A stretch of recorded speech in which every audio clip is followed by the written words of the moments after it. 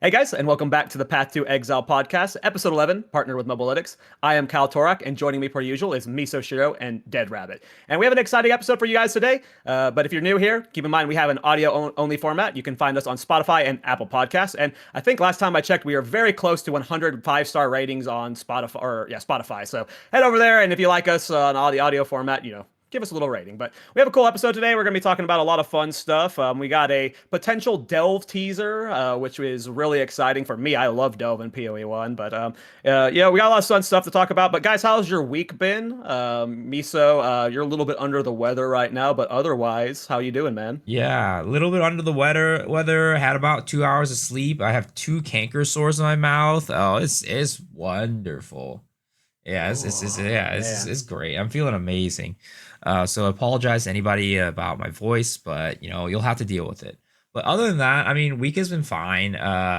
I ended up trying a build. So yesterday was rough because I probably spent 6 hours trying to rack my brain together to get this build complete. It's using the I think Shankon boots, the rock jump boots. But then the thing is, those boots are bugged to all hell. Yep. Like the tooltip doesn't show up correctly. It doesn't have an attack tag, but it still scales off of attacks. Even the POB doesn't do it correctly. It was super bugged, and at some point I was just like, you know what? I'm selling back this temporalis. I'm just done. I spent too long on this, wasted too much time on it. I don't think it's going anywhere. And then I just like gave up on it. But other than that, I'm still playing my kind of reflect build that we were still playing last week, and it's still a lot of fun. I'm probably gonna start something new soon. It's just it's a little bit on the slow side. It's really good for simulacrum, like really, really probably the fastest AFK simulacrum out there. But to be honest, I can't sit in simi all day. Yeah. It isn't for me. So we're gonna move on to something else. Probably gonna try Glacial Lance again. We'll see what ends up happening. What about with This you, is Rabbit? this is ho- this is how you sound after you spend 2 days in simulacrum. So this is what it does to you.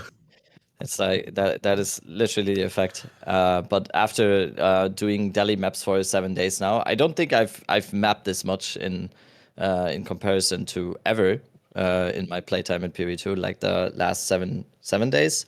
I don't know when it's probably about a week now since the update was released, the 0.31. And yeah, I've basically spent all my time in maps. We've been like testing all the different new juicing methods and testing everything related to that, and it's kind of like all over the place still, I think. And I've done like multiple videos now on all the different juicing strategies and whatever may be the best and whatever. And we're gonna talk about the status of, or like this the state of mapping a little bit later, I think, as well.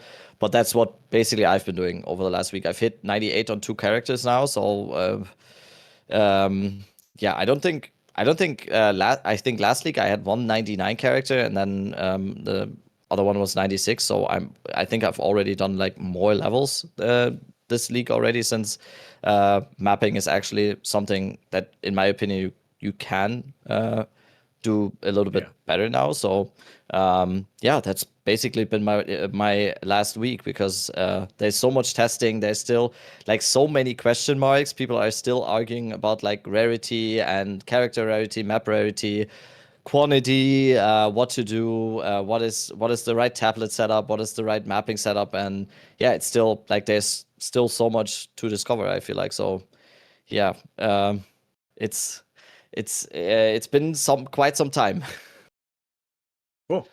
My week's been pretty crazy. I'm finally like I it's been fun for me and some of my viewers because I've got a group of viewers who are in the Discord, and now we're like, build crafting together as a group and stuff, which has been fun. But I'm churning through builds so fast, and I'm being pretty picky about the builds that I'm wanting to make guides for. And some of them are like they're watching the process and like, this looks fun for me. I want to do it, but I'm not satisfied with it, so I don't make the guide for it. So that's like been upsetting some viewers, that I get a build to like 93 and then I move on to it without actually fully finishing it. But I've gotten I did a Demon Form Infernalist where you baited me into it, Rabbit, when you were streaming the other day. I don't know if you remember saying this, but someone in your chat asked, can you do an uncapped Demon Flame build? And you're like, yeah, I probably could, or maybe Cal could. And then I did an uncapped Demon Flame build after that with That was me just being Ice like, yep. Darts. That was Yeah, me you like, did. yo, no, you do it. You do it. I'm zooming around on did it. 200% movement speed right now. I don't want to do anything else. It was a fun build, but Demon Flame just has so much friction with it. I was able to maintain over 600 stacks, but that means you have to be in Demon Form for 10 minutes straight. So it's just like a lot of friction with Demon Form. So I moved on to that. I had a B build that's my pet project. I'm trying to get 100 Wasp as an Infernalist. That's a silly build we're doing. But I did my first Mjolnir build. I released the video for it this morning. It is on a Stormweaver using Crown of Eyes. And I have never had boss damage this high.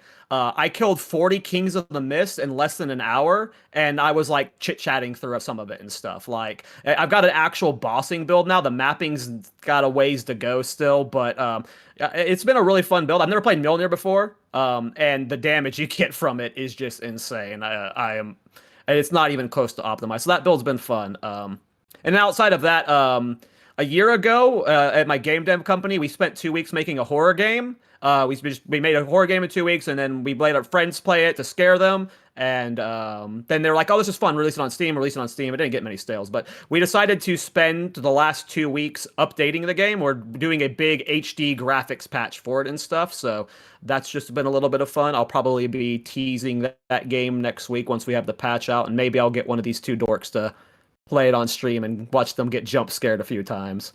But yeah, my last week has been very, very busy. I injured my leg lately. I have a fucking, sorry, I didn't mean to curse. I have a cane, and I literally can't walk right now. So I have actually been streaming daily. So I've been streaming every morning for like 3 to 6 hours, and it's just to keep peace of mind because I'm going stir crazy. So yeah, I just had a very, very busy week. Yeah, been fun though. Yeah, you've been. This game's in a good state. Yeah, I mean, I'm obviously like following your stuff, and I'm getting all the updates all the time. You're doing like a build a day at the moment, so it feels like it. Yeah, there's definitely a lot of variety that you can do, especially if you want to do like builds that are a little bit out there. So there is so much stuff beyond the surface right now that it's just like for people who actually like doing like builds, no matter if they are like gonna be the meta or like the fastest builds or the strongest builds or whatever. There's just so much possibility now, and it's only gonna improve. And yeah, like we kind of said at the beginning of the league, we kind of not predicted, but we kind of said that there's just gonna be a plethora of new stuff just coming over the course of the league, and it's already been kind of proven already. I've seen so many wonky, crazy out there builds already that I haven't definitely seen over the course of the last 2 weeks leagues. It's definitely something to do with the player retention. There's like, I think, at least 10 times more players still when you compare it to what the last league was at in like 1.5 months in. So that's definitely something to do with it. But yeah, it's super, super, super great to see, I think, in terms of just like build making. Yeah, I want to do a build with the Boots Miso was wanting to do a build with. Like, there's just so much possibility out there that like, and a lot of them end up being dead ends right now. Oftentimes it feels like to bugs and stuff, but that's just going to happen when they release 30 new uniques that all have crazy interactions. Some of them are just going to be flops. But that's sad. I'm sad that that build didn't work out for you, Miso, because I've been wanting to build a build for that. I was worried that I had to do grenades with it, but then I heard you could scale its attack damage. I was like, oh, I wonder if there is something there. It's sad that if you invested like a Temporalis into it, you couldn't get it to work. I guess it's just not there. I was almost about to invest a Dreamer Scepter as well, which I did end up buying, but not for the build. And yeah, it wasn't working. It just, at the end of the day, I think of course, the skill itself doesn't have an attack multiplier, right? So that's really, really bad, because if you put in, let's say, 30 flat damage, that's all it's increasing, 30 flat. And then everything else that's increasing is based off your tree. But But then the other thing is that I think it wasn't like registering the flats correctly. So like on POB, I'd have a tool. It would say I would be able to do like 100,000 hit damage, but in game I was doing like 18,000. So there was just things that were mismatching, not working well. But hopefully they fix it. Maybe one of these days we might be able to do something fine with it. It'll never be like strong. It'll never be good, but it would have been a fun little wonky build that maybe could have mapped. If you haven't spent like 6 to 8 hours on a build project and it went up in flames after 8 hours, I feel like you've never played PvP. Bro, that's where my B build's at. I've so spent much. 100. I've spent 100 divine on this B build, and I need to spend another 50 divine to reach the B count that I want. And I know it's not gonna kill tier 3 Zets, but I'm still committed to the 100 Bs. Yeah. It's been the worst divine sync ever, but I've had a similar thing in I think 0.1 where I really wanted to make a flame blast build work for some reason. I think it was 0.1 or 0.2 because when I tested it at first on a map or whatever, it was like so cool because you had a no cooldown flame blast and I was just walking around like blowing up everything, and then I wanted to do it so badly, spent like 2 days trying everything out, and it just wasn't working at all. But I feel like it's part of the process. So Hey, if you want a flame blast build, that's what I'm using right now. yeah, wait, but are you actually? That's how he's getting his big it? ignite. Are you actually casting it? I use one flame blast at the beginning of the map. Ah, okay. It's the because he self-ignites himself. Propagation. Yeah. Okay. Yeah. I've actually not done a lot of builds this league. I realized. Yeah, you've been on 2, right? Or 3? 3. I've been having so much fun on the builds that I am playing, and I'm doing so much other stuff right now this league. I've definitely last league and the league before that, I definitely made more builds, but this league there was just so much so far, like other things to test. Like right now, like I said, I'm doing all the testing for like map strategies. Then next week we're gonna go back into crafting again. So there's just so much to do right now that I don't really have all the time to actually also do builds right now. So I'm just a follower right now. So I'm just. Is there a build out there that you're thinking on? Like, is there anything out there that you've been like, if I have time, I want to dive into this skill? What I will, no, I mean, not a specific skill now, but I will for sure do another Thor Mjolnir build this league. I'm loving mine. I'm so happy I did it. Yeah, and I've already seen a few of them, but I just want to do it again because it's just something that a lot of people ask me about, of course, since the GGG feature last league and stuff. So that's definitely something I will for sure do. I was kind of thinking about, like, I haven't done a Titan build so far this league. That is definitely something I will for sure do. I don't know if it's going to be the Mjolnir build on Titan, but I for sure want to do a Titan build again this league. And then towards the mid end of the league, I'm very sure that I'm just going to try out some stupid stuff as well. Just like limit testing, just like seeing what maybe, because that's kind of what I did end of last league, because it gives you just so many like pointers on what might be possible in the future or something. Because as soon as you're testing out something in this league, or you're just testing out some stuff that might not work this league for fun, as soon as there's like changes to skills or changes to ascendancies or changes to, you're already like a little bit pre-prepared in that sense, that you're already like, wait, that Hex Blast build I tried last league, that was just completely bad because of the Hex Blast scaling, and then next patch or whatever they changed something about the Hex Blast scaling or whatever, you're already like, wait, I might have something for that. So that's definitely also going to be part of it. But there's just I'm having so much fun playing the game at the moment, and just like mapping and just going for the dopamine hits of just like getting currency in maps or wherever that is. That it's just been a little bit on the back end. Even though the ED Contagion build for this league is by far the build that has gotten the most traction of all of my builds ever.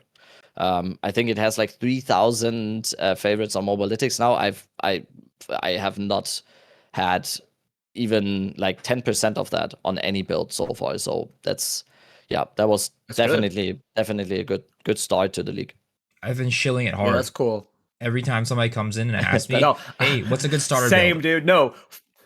Anytime I level a character, like my Infernalist, one of them I didn't do a leveling guide for, I straight up link to your Edie Kong build in. I'm like, just go level Dead Rabbit's build, and then you transition to this at level 80, because it just saves a lot of time. Call what you said, like how you're playing for, like, you're learning for next league. I call that farming for next league on my stream. Whenever I'm doing something that's, like, not necessarily good for right now, but I'm wanting to, like, learn a technique or learn a style. Like, that's what I went into the cast on crit build and the cast on ailment build with the Infernalist, is because I've never done a cast on build before. Like, it's not like it's going to be helping me right now at this point. I've already got all the currency and best farmers I need, but I'm just like learning for next league. That is a very it's very helpful. It gives you a head start for sure, because you like sometimes some of these most popular builds are mechanics that you discovered in the previous league that you get to implement at a more popular time, because a lot of time you discover something late into the league, there are plenty of people who don't even know about it, and then when you release your build for the league start, it's like, oh, that it's new to these people, and it makes it even more exciting. So I 100% agree with that mentality. There's no point in being negative about like the learning aspect of this game, I guess. Yeah, kind of like Lightning Arrow. So last league, 90% of the league, everyone was just talking about Lightning Spear, the whole league.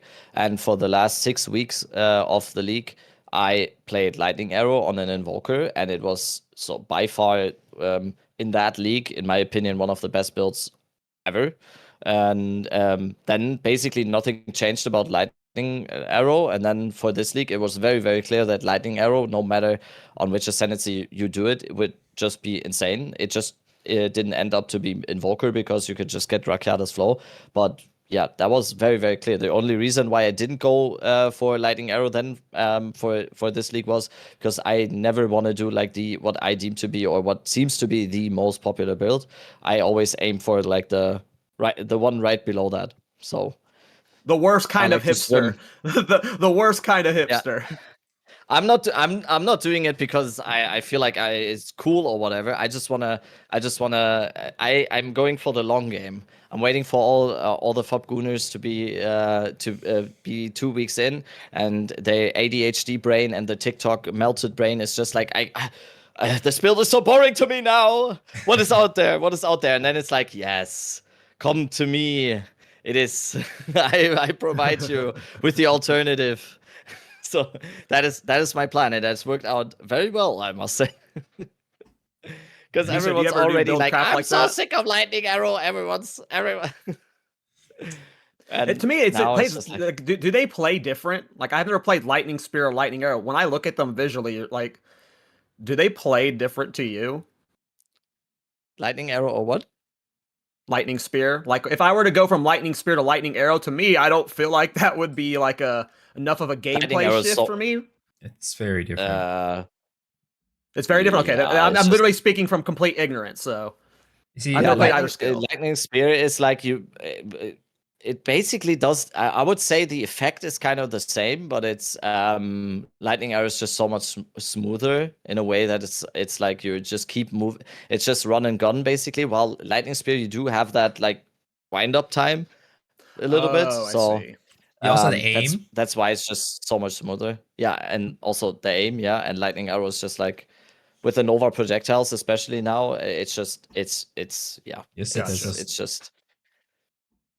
like it's always just gonna go when he down has to his the camera off when he's playing a Spark build. Yeah, exactly. Tink, tink, tink. Gotcha. Maybe I need to play them then, because I've never played either of those builds.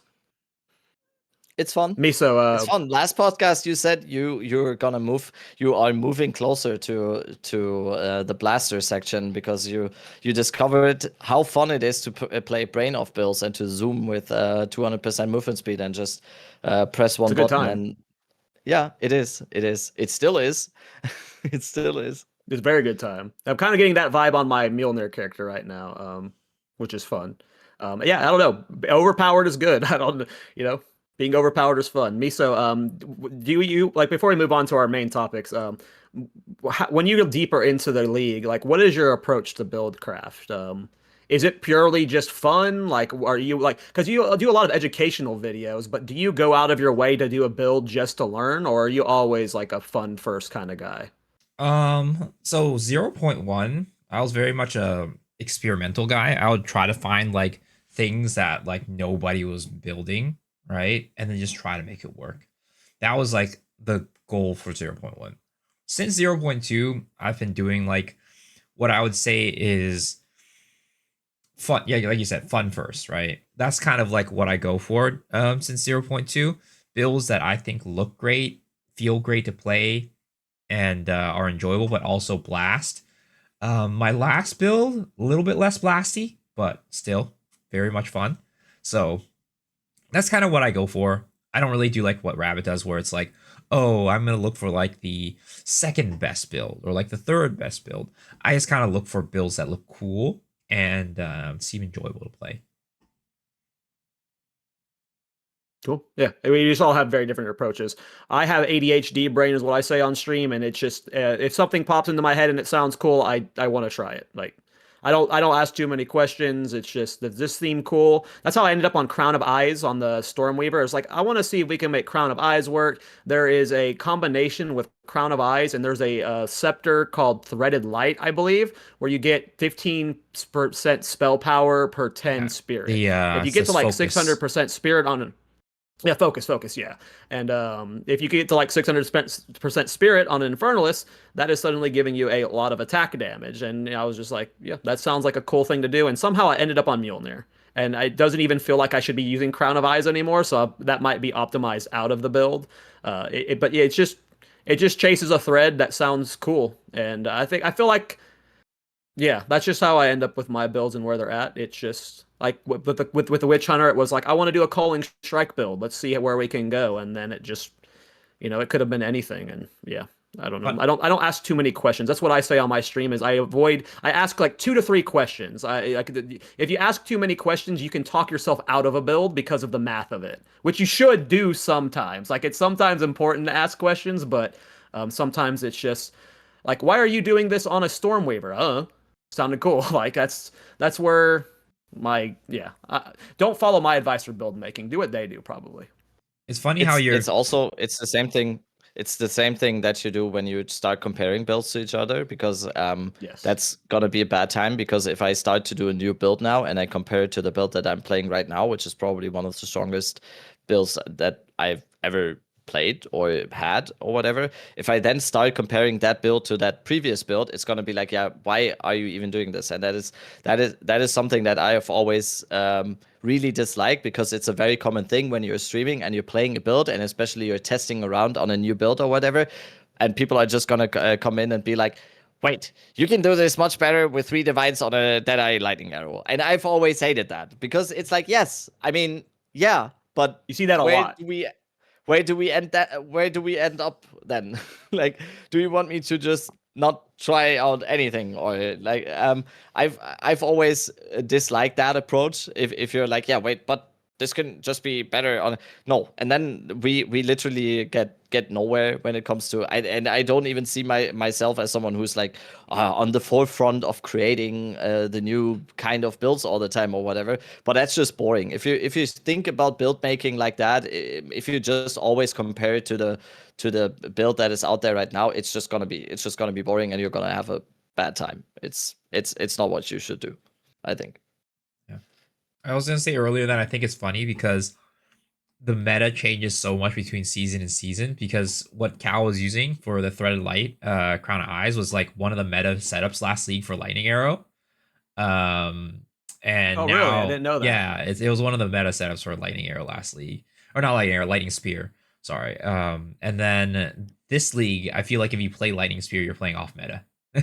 You're playing like one of the most off meta builds out there. Like no, barely any. I mean, there are actually a lot of people playing it, but like you never see any videos about it. You don't see anybody talking about it. It feels like nobody's playing it unless you actually go on like Po Ninja and search it up. That's cool. I didn't realize people were using that combo before. It gets you a lot of attack damage, and yeah, I'm not surprised it worked with Lightning Spear. That makes sense because you're on that side of the tree. I'm assuming you do it on like a Deadeye or an Evoker. You get access to all of the move speed, skill speed stuff, and then you're also getting access to a lot of easy lightning damage stuff since you're on the northeast side of the tree. So that does sound like a very potent combo to me. That's cool. All right, let's dive into the podcast. Let's start off with something light. Delve was potentially teased. I'm not sure how much of you are Delvers. My first time playing Delve was in 3.26, and I played Delve my entire time playing the league. Like I didn't push mapping at all. I enjoyed Delve a lot. I like the mindless. I love those mindless grinds where like I hate having to read my waystones. I just want to go and do something, and I love the infinite challenge of it. Where I don't know. I guess I make a lot of defensive based builds because off meta builds end up having to lean into defenses, I guess. And like Delve seems like something you're gonna have to like min max. You can't be Glass Cannon and Delve. You're gonna have a balance of the two. And for me, it just seems like that Delve is going to be something that's a great benchmark for at least my types of builds. And I am super excited about it. We obviously don't know it's coming, but just quickly, what are your guys' thoughts on Delve, Rabbit? Did you Delve at all? Are you excited for it if it comes as the next major league mechanic? Yes, I think it would be absolutely fitting, and it would also fit into the whole thing that they set out to be the goal for the next league. I think big fan of Delve in PoE1. I think it's exactly what, and it's a little bit coming back to the conversation of should PoE2 just basically copy and paste the systems of PoE1 and whatever. But like apart from that discussion, I just think it's a great addition, very, very obviously. And I think with the whole vision, that they have for 0.4, it just fits in perfectly because we've discussed this at length on the podcast. I think what, in my opinion, the game just needs is those scaling, whether it is bosses or whether it is like infinite scaling dungeons. I would describe it in Delve.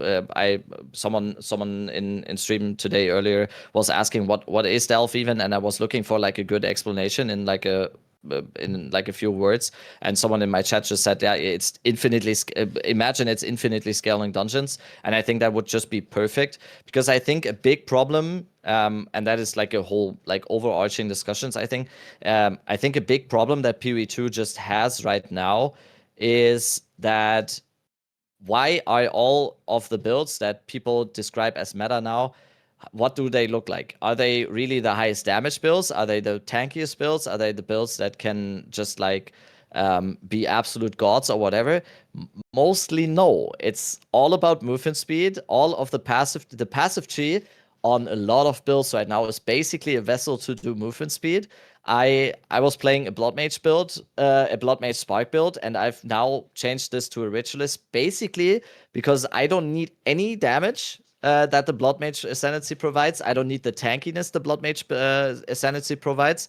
Why I am playing a Ritualist now is because I can, as a first thing, I can get more Rarity on a Ritualist, but the main thing is that I can get more movement speed as a Ritualist. And if the game is structured in a way where it's just like, okay, I don't need any character power in terms of damage, tankiness, defensive layers, offensive layers, whatever. I'm just looking to get the minimum power to clear maps, but then also be as fast as possible. And I don't think that means that those builds that are fast or whatever needs to be nerfed. I don't think those builds are then overpowered or whatever. I just think we need the content that people are incentivized to then not have to go for, or are not able to go movement speed or 400% rarity, but I actually have to then think about not going for that way, but now I have to get defensive layers, I have to get more damage now, so I can reach the Delve layer 60, 100, 900 or whatever. I think it's not about like nerfing those overpowered fast builds, but we just need the content so people are incentivized to or people don't have the opportunity basically to just go into movement speed or just go into rarity. And I just feel like at a certain point I need to feel like I actually need the player power for something. And I think Delve could be a really, really good start to that because of the scaling aspects of it. So I'm super, super excited. I think it's personally just like tinfoil hat or like prediction type of way. I think it's coming. I actually think it's coming. It would be perfect for what they said in terms of focusing on endgame. I actually think it's coming. Mm-hmm. Yeah, I mean, it's exactly what you said. I think you hit the nail on the head on like how right now everything incentivizes speed, speed, speed, speed, and you really don't need to scale damage. Like the ceiling for the content is just not high enough to where we need to focus on anything else other than speed. So that's why the speed builds end up at the top of the meta. The speed builds are what everybody's doing, and there's just nothing. There's no reason why you don't build speed other than just to play like a wacky fun build, right? If you're just trying to be efficient, if you're trying to be playing the game to get as much div as possible, you just play speed. That's all you do. And adding in delve will give us an opportunity to have something that is not just speed, which is great. But I still do think that hopefully in 0.4, not only delve like will be that if delve comes, right? Delve isn't going to be the only thing that gets that treatment, but like pinnacle bosses get that treatment. Mapping will get that treatment, right? Because like in PoE 1, tier 17 red maps, right? You juice that stuff up, it gets really hard, but it's really rewarding. So it's like, I hope we have more of that type of stuff where it's like, because not everybody's going to like delve. Like, for example, some people might like playing like a build that is more slower pace, but tankier, maybe a little bit higher damage on the ceiling, but they might not want to do delve. They might just like mapping because at the end of the day, most people I think in the game, they enjoy mapping over any other type of content for the most part. So I would love to see them to expand upon that idea of having like stuff that requires you to scale your character, not just in things like delve, but also in like mapping and stuff. Yeah, agreed with everything I said. Yeah, like for me, it's just again, I go back to it being a benchmark for my builds. And we're just talking about Dell right now, but there's just so much end game changes that could be coming. Quick shout out to Farmer. If you guys want hard boss content, go watch what he did with the shark boss, where he juiced it with the wisp and stuff, and he had like 30 people come in and try and kill that thing, and yeah, you can get some pretty juiced bosses. But yeah, if that's the only way we can get like high ceiling content, that's of course not the way it should be. So, Yeah. But yeah, I think delve is just a good sign for the future. What's up? One thing also is like, I know that a lot of people are like, oh, data mine, delve is definitely coming 0.4. I mean, I hope it comes in 0.4. But like with data mine stuff, it's always really tough to say. Like I do get people in the streams like, oh, did you see that delve is coming in 0.4? And I always be like, when it comes to data mines, it's really hard to say because like there's been stuff that's been data mined forever. Like literally since 0.1, Dark Pact has been in the game. And I was like in 0.1, I'm like, oh, I want to build around Dark Pact. But it's like there's nothing that gives Dark Pact. And it's like same with like Druid. It was data mined for right before 0.3. And we didn't get Druid. Martial Artist.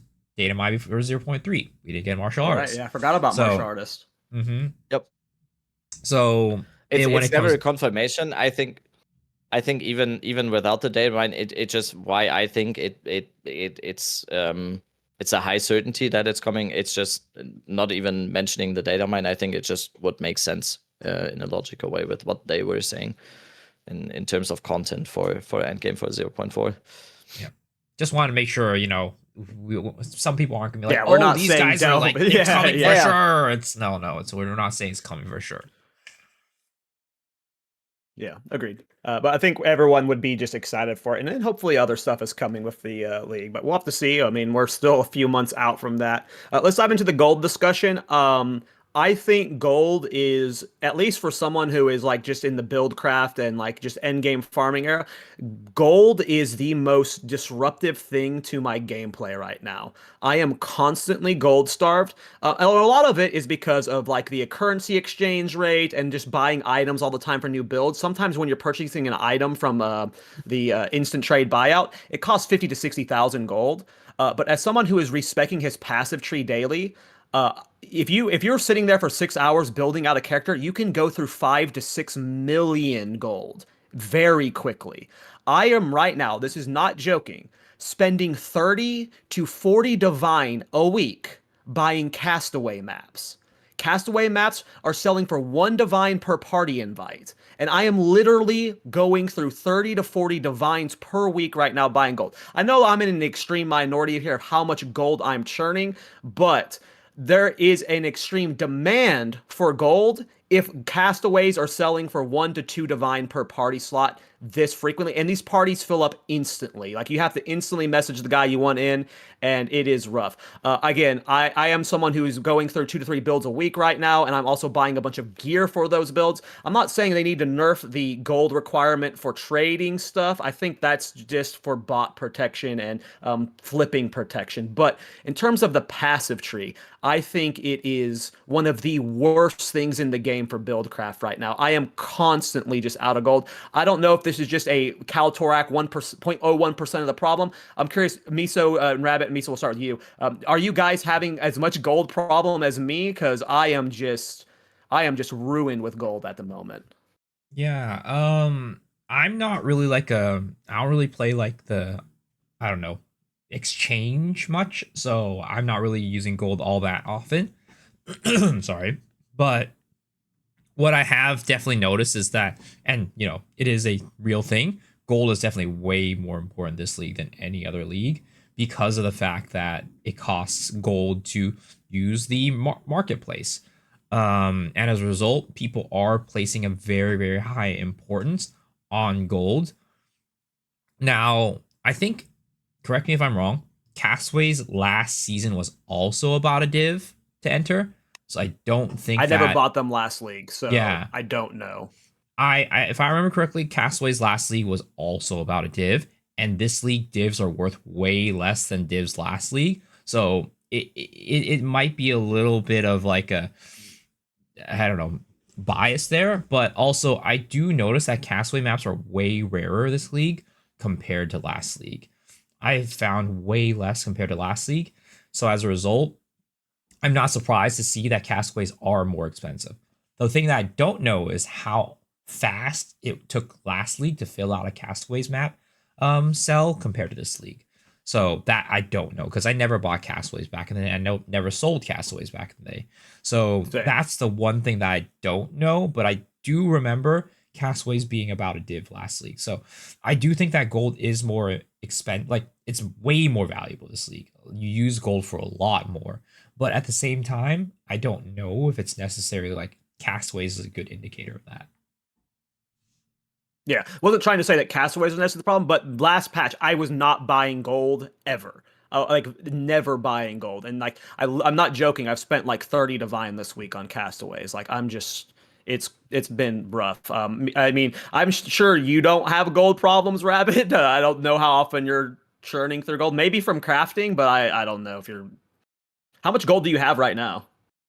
34 mil. I just checked when you said it. I have 34 mil, and I'm doing I'm doing arbitrage trading on currency exchange every single day. I spend probably like 5 to 6 million gold every day just arbitrage trading on currency exchange, trading as well. The thing is, I fully understand the problem. The thing is, it's kind of, I do think it's a little bit of a two-sided coin, gold coin, I guess. It's on the one side, I do think that respecking especially should not be as punishing as it is right now. I think overall, I don't really understand why respecking is not solved in a different way, because I don't really know on the trading aspect, on the aspect on currency exchange. I fully understand why they have this safety guard or safeguard in place, because it's to counteract people who are actually just botting or whatever, and just doing the bot trading or whatever. At least those people have to spend time playing the game or whatever, or getting gold at some point. Or by Castaways in this. That might be why there's so many people buying. Yes, that is 100% the reason. I would say out of 100 people buying Castaways, it's probably 90 people who are just let's just say using some systems. So that is definitely something that I don't really understand on the passive tree, because there is nothing that I can think of that needs to be safeguarded in terms of just respecking your character.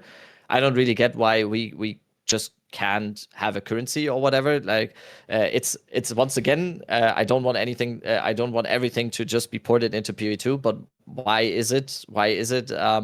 Connected to gold? So I definitely understand that it is definitely a problem if you're like churning through bills or respecting your character or whatever.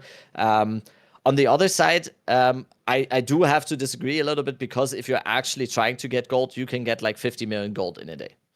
No matter what build, no matter what character, you can easily get 50 million gold in a day without spending 30 divides on castaways. Well, right, but in my situation, when you're doing build craft, you're not able to like when you do a big like a passive setup and it doesn't work, you can't go farm gold with that setup because the build is currently bricked in its current setup. So specifically from a build making perspective, it's just really skewed, I guess. Yeah, exactly, and that's kind of the two-sided, double-edged sword that I was talking about. Like, from that perspective, I fully understand. I don't really understand it when it comes to like, oh, I'm always gold star if I can't trade or whatever. And if you have a fully functioning character, if you have a character that is able to do T50 maps, in my opinion, you have no reason to not have gold, because if you're actually gunning for it, you could go like an hour of maps where you just go for some gold tablets or whatever, and you will have 20 million gold in an hour. You just, if you then include some Omen of Barterings or something, and if you actually pick up like tiered rares or whatever, and you make the effort to just sell them, you can have gold so fast. It is, but like I said, that still doesn't make sense to me why it's so expensive to then respec a character. I think a full tree reset with 100 points is like 3-4 million gold, I think. 400,000. No, 1,000. Yeah, it's like 400, 500,000, I think. Maybe 600,000. Okay. It's less than $1 million for a full passive. It's not that expensive. It's less than $1 million. Okay. Yeah. I really haven't done build crafting this league, I guess. No, I mean, yeah, it's just I understand what they're going for. Yeah, I understand what they're going for in the whole trading aspects, especially with the frictionless trade now. There definitely needs to be some safeguards. I don't know how effective they are, because especially if the people using the system maliciously, to say it like that, have the option to just buy castaways or use Omen of Barterings or whatever, it doesn't really, the safeguard system doesn't really work in the end, I guess. But yeah, I like I've had some gold problems at the start of the league, definitely because of the same reasons, because of a lot of respecs and especially early league trading and trying to make currency with currency exchange and trying to make currency with trading and crafting. But ever since like I said, and this connects to the thing I was talking about earlier, that I've been basically spending my last 7 days only in maps. I'm not gunning for gold on maps, and I've made like probably 150 million gold just in maps over the past few days. So it's definitely, if you're going for it, it shouldn't be a problem, I think. Yeah. And I also think it just depends on the build too, right? Because you're blasting through maps real quick. You're just going map. Yeah, but then, it's probably harder for Cal with his builds. He's probably not getting like, a map done every 2 minutes or under that.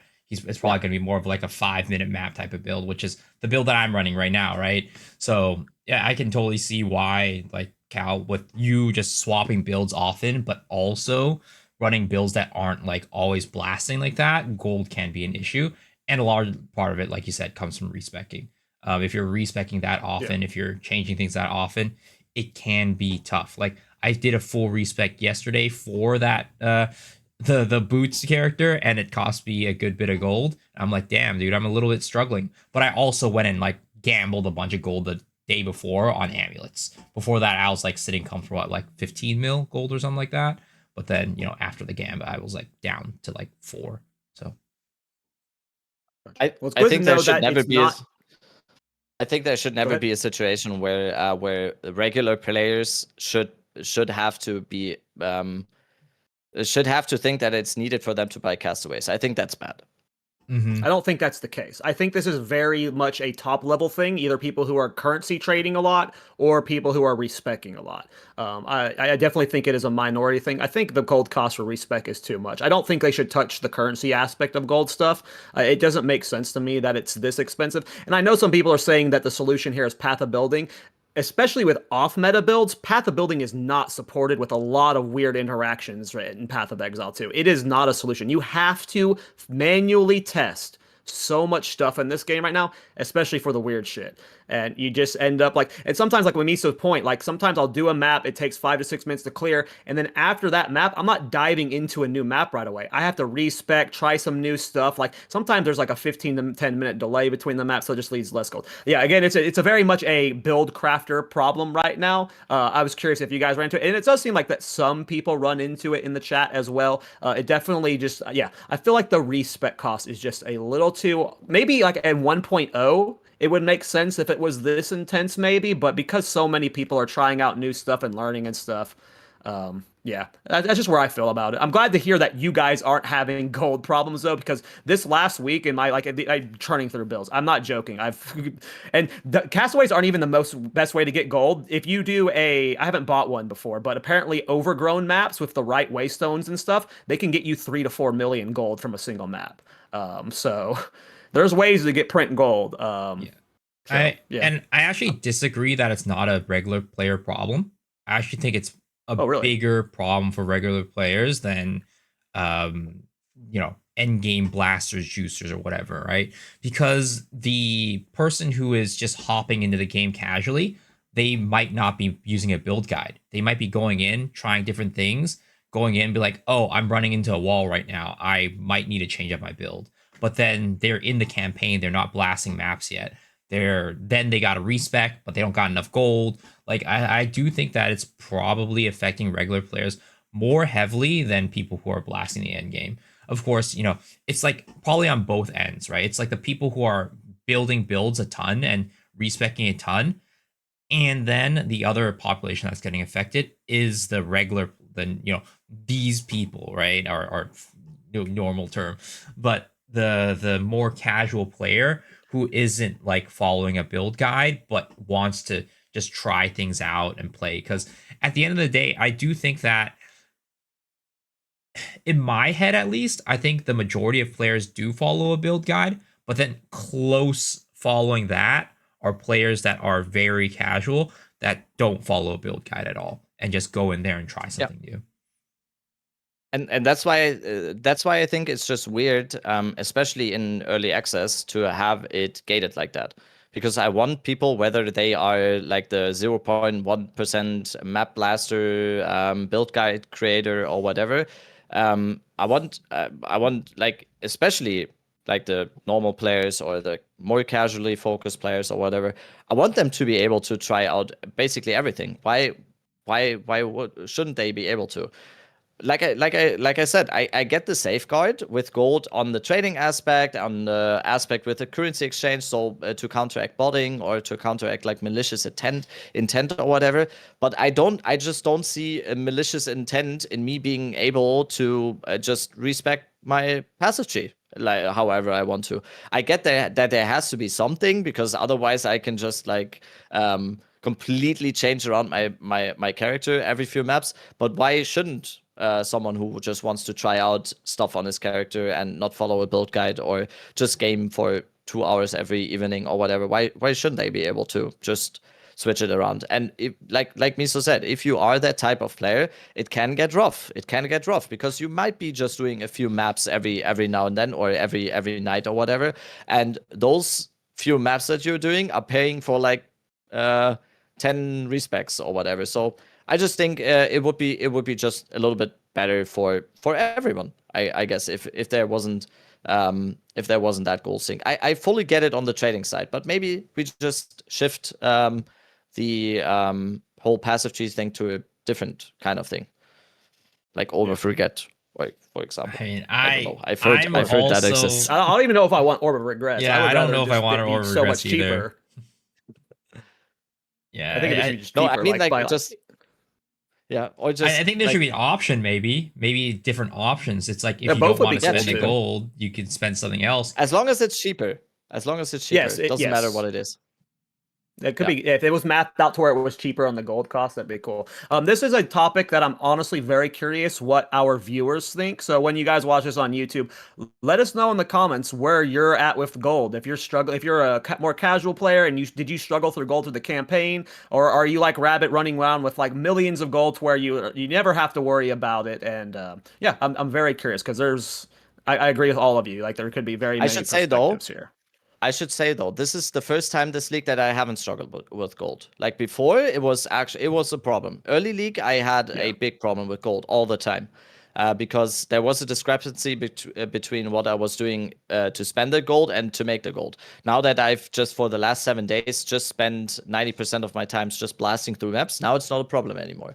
But before, I should say again, it definitely was. I was always below 1 million gold, and every time I got above 1 million gold, it was just gone again. So now for the first time, it's not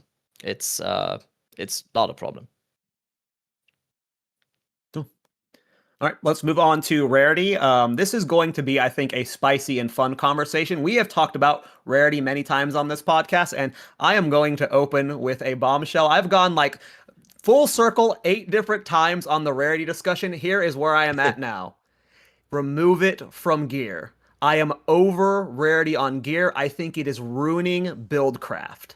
I think it is absolutely ruining Buildcraft. I am constantly judging my builds based off if they can fit in 100 to 150% rarity, and you feel the difference. You feel the difference so much, and there's already so many required stats on gear with resistances and other stuff that at this point, I am fully off the rarity on gear train. And I know this is crazy. One of the early episodes, I was one of the guys champion for. I wanted to give him more of a chance, but in terms of build craft for this league, I am just so frustrated around the concept of having to make my builds around rarity. I know you don't have to. I know you can play without rarity just fine, but it really does make a difference. Rabbit would not be playing with 400% rarity if it didn't make a difference. And for me as a build crafter specifically, again, I'm a minority of the player base. Most of the players don't make their own builds, but as a build crafter who makes multiple builds, most of my builds cannot work rarity into them. And it just feels bad. I am off the rarity on gear train.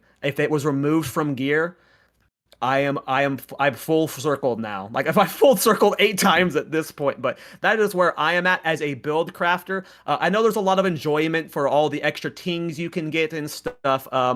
I don't know who I should throw to first here because I know Rabbit has a lot of great thoughts about Rarity. But what are your guys' thoughts on Rarity? I'm off it. I want it out. I love that difficulty scares Rarity. Let's keep that going. Get it off of gear. I want it gone from gear. That's where I'm at. I'll go first because I think I have a lot of. I guess my points are a little bit more connecting towards what you're saying about the build stuff, and I 100% agree. Like right now, I'm running my Reflect build, and I am trying my darn bestest to fit as much rarity as I can.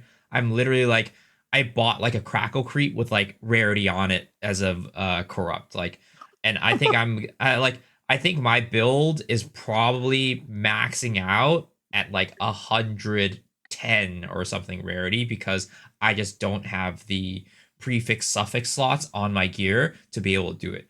Right now, rarity is a tax for on like off meta builds and builds that use uniques.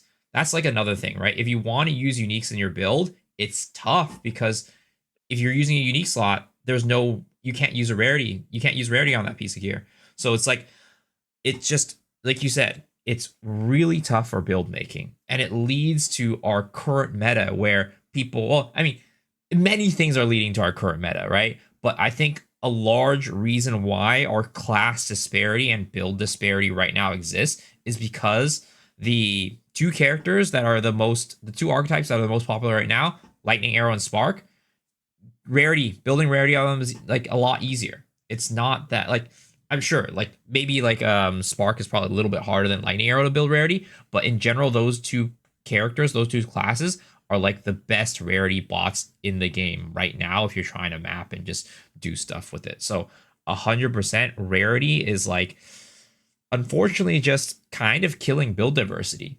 It's the fact. Like, if there wasn't as much of a requirement on rarity, I'm sure there would be more people who would be willing to play a little bit more off meta.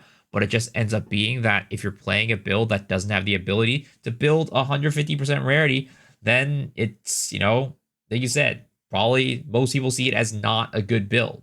It's like, maybe this clears as fast as the other ones, but you can't build rarity on it, so why would I play it?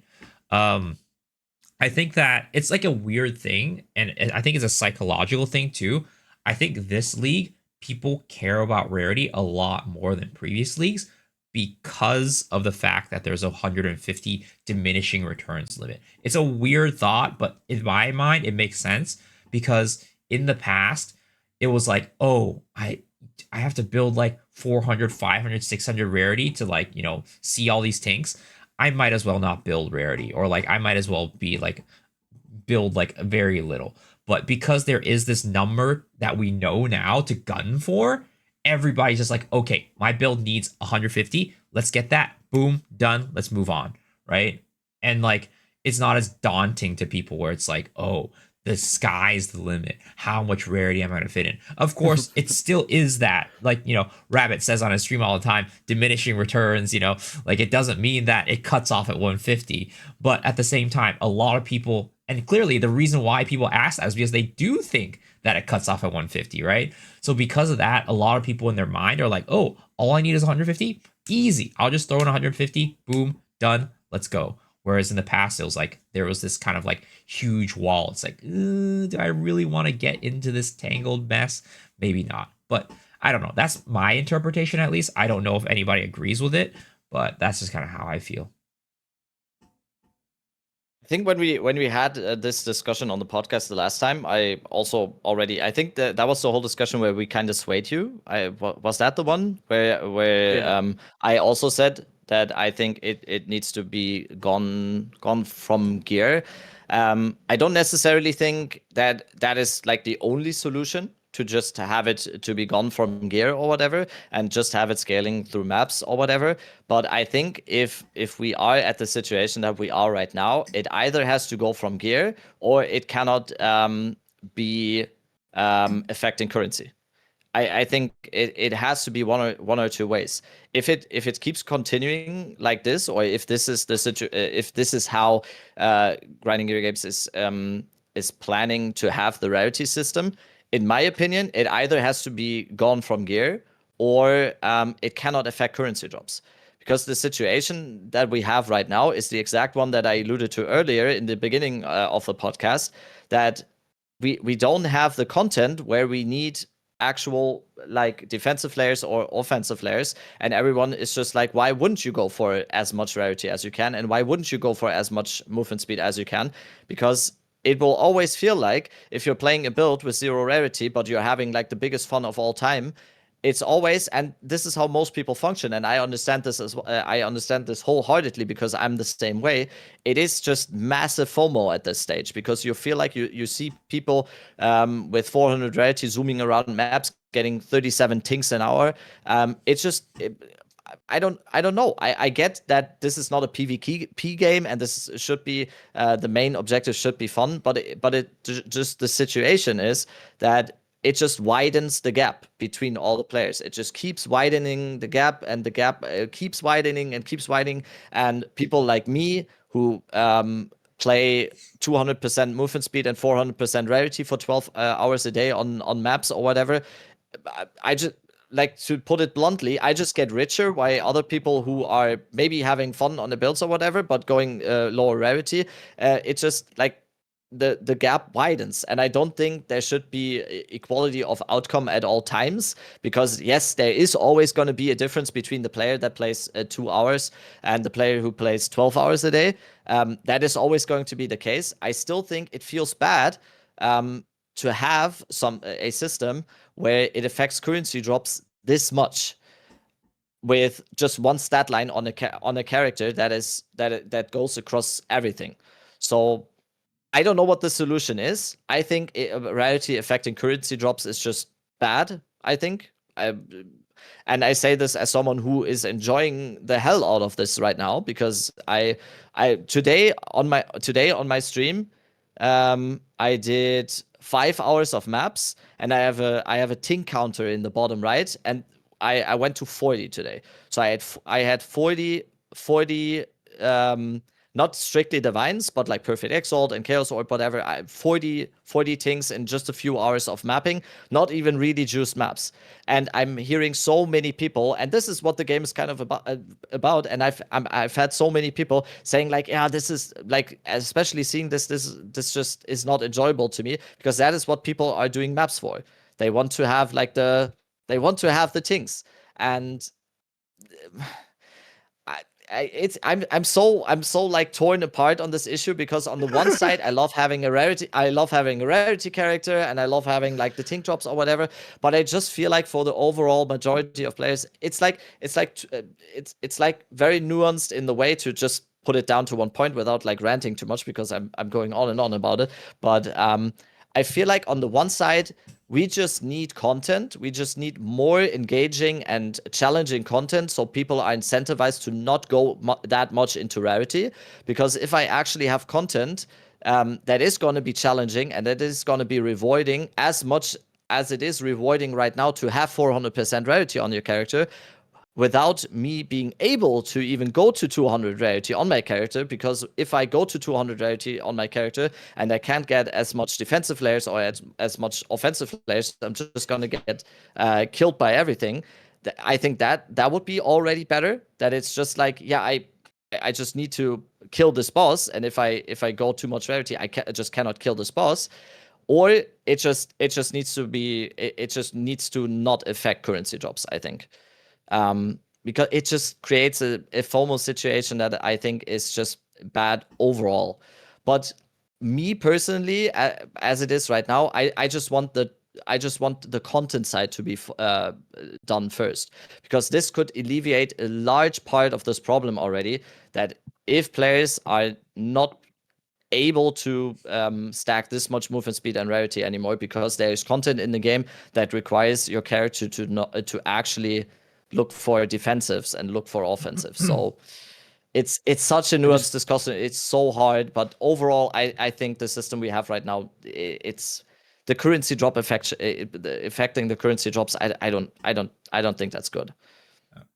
I just think the world you're describing doesn't exist. Like, I don't think there is a world where you're going to have a perfectly balanced game where, like, the cap a build can reach, like, the best build is going to be, like, hard capped at, like, 150, 200 rarity. There will always be a build that is, like, as long as the rarity can scale up to 400%, there will be a build every league that can play at 400% rarity. And as long as that exists, there will always be that FOMO. And I think the FOMO is the best way to phrase this, because even with today, with my Mjolnir build, there are people who come into my chats and go, this build looks so much awesome. How much rarity are you running? Oh, 7%? I'm out. Like, they say the build looks cool, and because it had 7% rarity, that's it. They're out. Like, there is no solution for that outside of removing the value of rarity. And I'm curious, like, what your guys' thoughts are on this. When I hear that rarity doesn't infect currency drops anymore, I don't run rarity anymore. Like, what is the value of running rarity once you remove the currency drop? Like, give me an example of a farm you would be doing that you would want to stack rarity for at that point. Because if you remove the currency drops from it, why would I ever even do it? So that's where my disconnect is right now. Well, in Path of Exile 1, I think a lot of people aim for the higher rarity uniques. So like tier 0 rarity, tier 0 uniques and things like that. Target uniques. Yeah, targeting uniques, things like that. Maybe it's like they're farming a certain boss, and that boss has a high tier rare unique that they want to get more often. So they do that. Cool. That's cool. And I don't know if this is exactly the case, but with divination cards, there might also be I guess, difference in rarity on divination cards. So that might be another thing that people farm. But that's kind of like what you would normally go for if you're trying to do a rarity character in Path of Exile 1. The thing is, like, it's rarity, as you guys were saying, is just like a hard thing. And I think that's something that we don't talk about, or like people don't talk about a lot, is like the impact of rarity on group play. Because as long as rarity affects currency, group play is always going to be like super OP for it. And like, as a result, you either nerf group play, which I don't know if it's like necessarily that fun either, or it's again just getting rid of rarity on affecting currency. It's a tough situation. And we should also mention again, like, this is just like, we are just basically identifying what we think is a problem. I personally, and I think I'm speaking for Miso and Carl as well, I don't think I could come up with the perfect solution now. I'm just like by streaming the game every day and talking to a lot of people every single day that are players that play 1 hour or play, let's play 12 hours. I just see the problem. I think of it. I don't see. We are, as a community or as players of this game or as any other game, we are really good at identifying problems. I don't think we're very good at doing the solutions to the problems.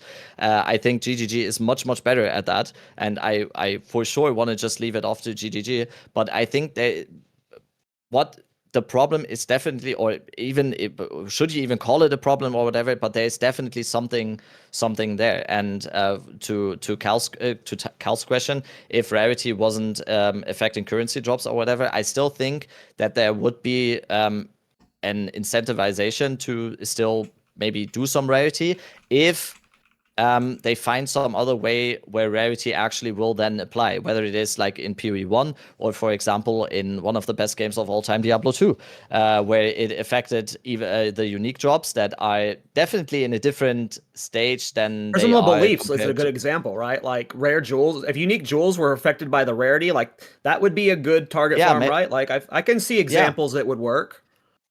And then we move closer to a situation where it could be a situation where then you have the option to do a specific rarity find character. And if you want to do a specific rarity find farm or whatever, you have a character for that. The situation that we have right now is that every character that you have should be a rarity character, because otherwise you're kind of trolling yourself. And Yeah. and it's like, and the exact situation that you said, every build, I'm getting the question a lot on for example, right now I'm playing the Spark build with 400% rarity or whatever, and I still get people give questions about like the last 2 builds I've been doing, and 90% of the question that people are asking now, because it is such a very like popular discussion right now, is how do I get more rarity on my last Lament Lich, or how do I get more rarity onto my, and I'm like on the last Lament Lich especially, I'm like, yeah, there's not really a way. And that's kind of the reason why I went off of the build, because you are preoccupied with all the other stuff, like resistances, with like your defensive layers, because that is the only way you can make the character work in a way that it looked, because you are again just gunning for the high movement speed and the high and the high speed overall. Also doing rarity on that character is then a big problem. But yeah, I think it's one of probably the most I don't know if controversial is the right word, but the most yeah, I'm just gonna say Polarizing? controversial polarizing discussions in PvE2. But if you just ask me, I can only like say again, I think the way to counteract this whole situation that we have right now is first give us content that requires us, or that enables, or that is shaped in a way that I'm not even able to be doing this much rarity. Because if I do that, I can't do the content that is provided to me.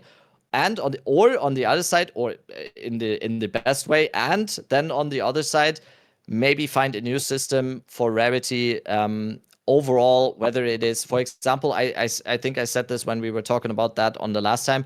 Why not have rarity as something like difficulty scaling? For example, when you're doing like maps or whatever, the more difficult the map is, the more rarity you will have on the map or whatever. And then your build making is not going to be focused around how to get as much rarity on the character as you can. Your build making is going to be focused on, or morely focused on, making the best character possible, or the strongest, the most the strongest character possible, to be able to do maps that will then have a higher rarity scaling. Um, I think we're like we're as it is right now, we're like I don't know, I don't, there's like a saying that we're like doing horseshoe. No, I'm not trying to do the saying. There's like a saying. I think it might be a German saying. We're doing the chicken egg and the egg discussion, and we're doing it the completely wrong way. I Putting think the egg before the chicken or whatever, the cart before the I don't horse. know. I Is that don't know. what you're trying to say? There might be maybe someone in the comments with better English knowledge than me knows what I might be talking I have about no right now. idea. But I think we're starting with the whole rarity thing, whether on as opposed to it being a thing that comes after the whole thinking about my actual character power. The first thing everyone's talking about now on characters is rarity and is movement speed. No one is even talking about how much damage you can do, or how defensive your character, or how much defensive layers your character has, or whatever. The first thing right now for everyone is always rarity. That's why the whole diminishing returns thing is such a big talking point right now, because everyone's just like, oh wait, do I actually need this much rarity? How do I get as much rarity as I can to not, because it's FOMO. It's like everyone's like, oh no, am I missing out on something? I have 149 rarity. You have 151. Am I missing? Like I don't know. It should be centered around do you actually have a strong character or not? Oh, first things first. So one, earlier when I was saying div cards, it's divination cards, not divines. I know some people might get confused by that in PoE who have never played PoE 1 before. It's a mechanic that's coming later in PoE 2. But 2, it's definitely actually not FOMO. It's just Mo. You're actually just missing out. It's not even a fear of missing out. You actually are just missing out. You're right. There's zero fear about it because it actually is happening. The funny thing is, last night, you are missing out. Yeah, the last night I was what is it called? Because I'm sick, right? So last night I didn't stream, so I spent the entire night in Rabbit's stream, and I was just like listening to his tinks constantly, and I'm just like, I have gotten one tink in like Rabbit's 10 tinks. I hate life right now. Like, actually, I felt my like mood just like drop over time as I was sitting in Rabbit's stream. Like, it actually is. You're just missing out. Yeah, you're right. Yeah, I just said sorry. Yeah. No, I said sorry. I just said sorry. Sorry about that. So I've heard that quite a few times now on my stream. I'm very sorry. I'm not doing it on purpose. I just want my dopamine, and if I can get it this way, I'm taking it. I don't care. It was just like I was just sitting there and just like my psyche was legitimately just like dropping moment by moment. I'm like, God damn, how do I fit more rarity out of my character? Where can I get more rarity? This isn't right. This is wrong. So you are actually just missing out. But the thing is, the other point that I want to raise is that I also think that when it comes to like, I don't think the solution, now that I'm thinking about it, I don't think the solution is content. I actually think the solution is, at the end of the day, that you need to just get rid of rarity on gear, because one, as I mentioned earlier, I think most people enjoy mapping more than anything else. Even in PoE 1, I would probably say most people probably gravitate towards mapping over other ones. I'm sure there are people who like Delve, there are people who like Heist, there are people who like Ultimatum, whatever, right? But I don't think that content is going to be the key to solve it, because we do have content that is very rewarding, that is arguably more rewarding than rarity, and that is Trial of Sekimas. You do not need any rarity to run trials, and I would argue that Trial of Sekimas will give you way more consistent profits than even just running maps. Yep. And rarity is still a problem. I think Citadel farming right now is compatible. If you're like sprinting to Citadels and you're not like doing hard maps in between them, I feel like that's competitive on low rarity. Why not just run rarity while you're running Citadels, you know? Exactly. I was just saying that, I was excited about Citadel farming lately. I've been doing it a lot. It's good currency. Yeah, it's insane currency. I don't think it's just about like being able to amass the most amount of currency overall, because yes, if you're just after just stupid amounts of currency without having to think about anything else, yes, Trial of Sekimas, Citadel hopping, even like Trial of Chaos or whatever is just yeah, I don't think it's just about that. I think it's just about the experience when actually doing such an important part to what PoE2's endgame is, which is mapping. Because, for example, I was doing tower hopping for the last 2 hours of my stream, and I was still thinking like crazy.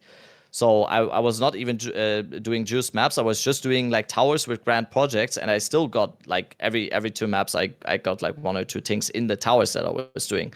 So it's just like the added bonus on it. I don't think it's just about that people are missing out on the massive amount of currency that people like me are making or whatever, because at the end of the day I could have made more if I went to second mass. But mapping is such a large part of PoE2's endgame that it is just gonna feel it's just gonna feel unrewarding for a lot of people if the rarity is the same way it is now, because it is just such a large part. Because yeah, that is kind of what an ARPG and especially PoE2 is just based around. It is the oh my god, I had to comment a lot on my like, for example, when I post shorts or whatever, and I get excited about like perfect exalted drops or like chaos drops or like divine drops, or for example, I get the short comments a lot of people saying like, why are you even getting excited? I see a mirror in your like currency stash. Why are you getting excited about a divine? Because that's what this game is about.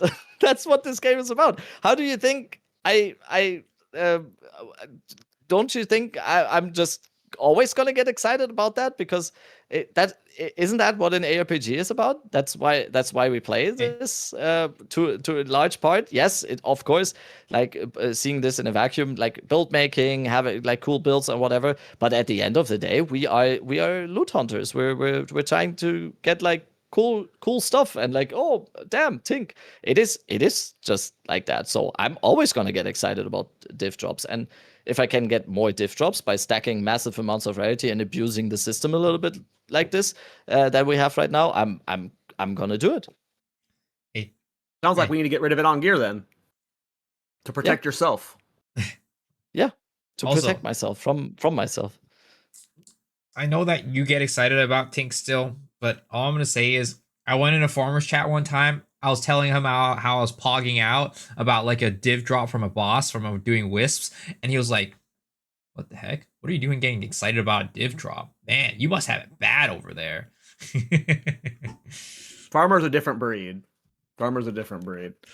Yeah, He calls I mean, me a it's good to homeless see that man. we all. It's good to see that we all semi-agree on just the direction of rarity. Obviously, we don't have the best solutions, but yeah, it crushes me every time then I see someone say the build looks cool, but I can't play it because it has no rarity, and that is going to exist forever in this game as long as you can get rarity on gear, because there's just going to be some builds that don't have rarity on gear, and that's just good. Yeah. Well, let's move on to the skill gem discussion. I feel like that we've had the skill gem levels discussion before on the podcast, but I want to talk about it right now because with the addition of lineage support gems, with the addition of the Prism of Belief, like you have the lineage support gems that can give the supported gems in your socket +3 spell skills, and then you get a Prism of Belief on top of it. Like there's just so many ways to get spell gem levels right now, and I feel like most skills scale so hard off of them that you're almost required in a lot of builds. Like this is another thing that I find that is like ruining build craft. It's like any piece that can have gem skill levels on it, you are more than likely that build is going to want it. And it just feels like, to me, this is the next system that needs an overhaul, where it might be one of the ones that has to shift closer to PoE ones, where you level your gems through experience, because having this many sources of additional gem levels is just another it's just another like forced route for build crafting. There are very few builds that don't want +3 gem levels on your amulet, that don't want +2 melee skills on your glove, that don't want the +2 minion skills on your helmet. Like they're just, and then of course you have to get your weapons with, like if you have a two-handed mace that doesn't have +7 melee skills, or a wand that doesn't have +5 lightning skills, Rabbit, you're not using that wand, right? So like gem skill levels have like it's more prominent on gear for me across all my builds than any other stat. I don't know if it's just the curve needs to be adjusted more. I think the 40 might be too high, but I feel like this is a system that would benefit a lot just from going back from being leveled but ace block experience, especially with how expensive some gems can get. Obviously, like the awakened gems from PoE 1 should be expensive, but I don't know. This is the system that is, I find, very out of place in patch 0.3. It just feels like it's the sore thumb of like the build crafting for me outside of the rarity discussion. I'm curious if you guys feel the same way. I think I've been throwing the rabbit a lot. So Miso, what's your thought on the gem levels? Yeah, I mean, I think it's a very multifaceted issue. So first off, I think it's way too easy to get gem levels in Path of Exile 2 compared to Path of Exile 1. Like a weapon giving +7 to all melee skills or whatever, that is unfathomable in Path of Exile 1, right? So that's like one of the core issues. I think that, like, right now, gem levels is just way too easy to get. But again, I do think that it does scale the skill a lot. And at this point, it's like, why would you not get it, right? But also, I think, and I don't want this to be a thing, but I think this league specifically, gem levels are even more important than previous leagues in terms of scaling characters, because we have two things. We have Blood Mage Tech Rods and Adelui's Bloodletting, which, one, increases mana cost, which means that it increases the amount of damage Bloodletting does, increases the amount that you're covering, right? So that has made the problem even worse. And on the flip side of things, we have Defy and Constricting Command. So now mana cost is not an issue at all. So right now, you can literally just scale levels without any repercussions. And in some cases, it is even a huge like upside on top of just the damage. You're getting more survivability as well. So it's like right now we are in a situation where we kind of have a perfect storm where there is almost no downside and all upside to scaling gem levels.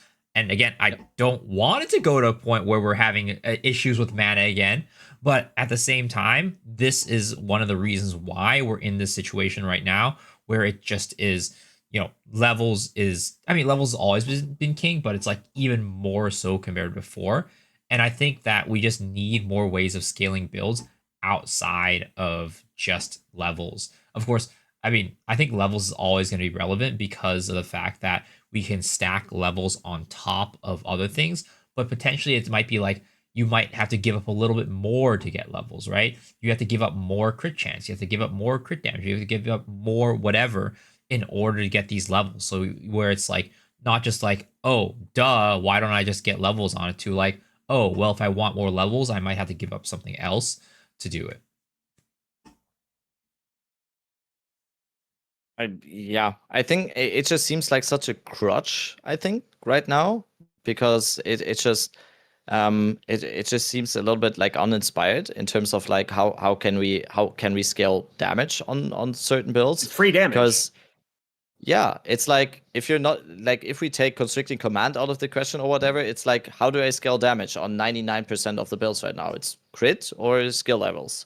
What else is there really? And I think it's just on the one side, it just feels a little bit uninspired, and it just feels like way too simple, I think, for a game like Path of Exile to have it just like be like, okay, oh, you want to increase your damage, you must get your level up in Spark. I just feel like there is like cooler, I don't know if cooler is the right word, but like there's cooler ways to do that, and more like creative ways to get to a point where it's gonna be like, oh yeah, this works because of this, and not just because your Spark is level 37. And I think we had this discussion before, and we were kind of hoping that this would already change in this league, and it kind of only went in the other direction, kind of. It kind of became more of the thing that we already had before, and on the other side, it also just, like we already said in the previous discussion on this topic, it also just devalues such a large part of not only certain builds, but also cool items that we have in the game. It just, they can release a new crossbow tomorrow that the crossbow says when you shoot the crossbow, like all your like world hunger will be solved.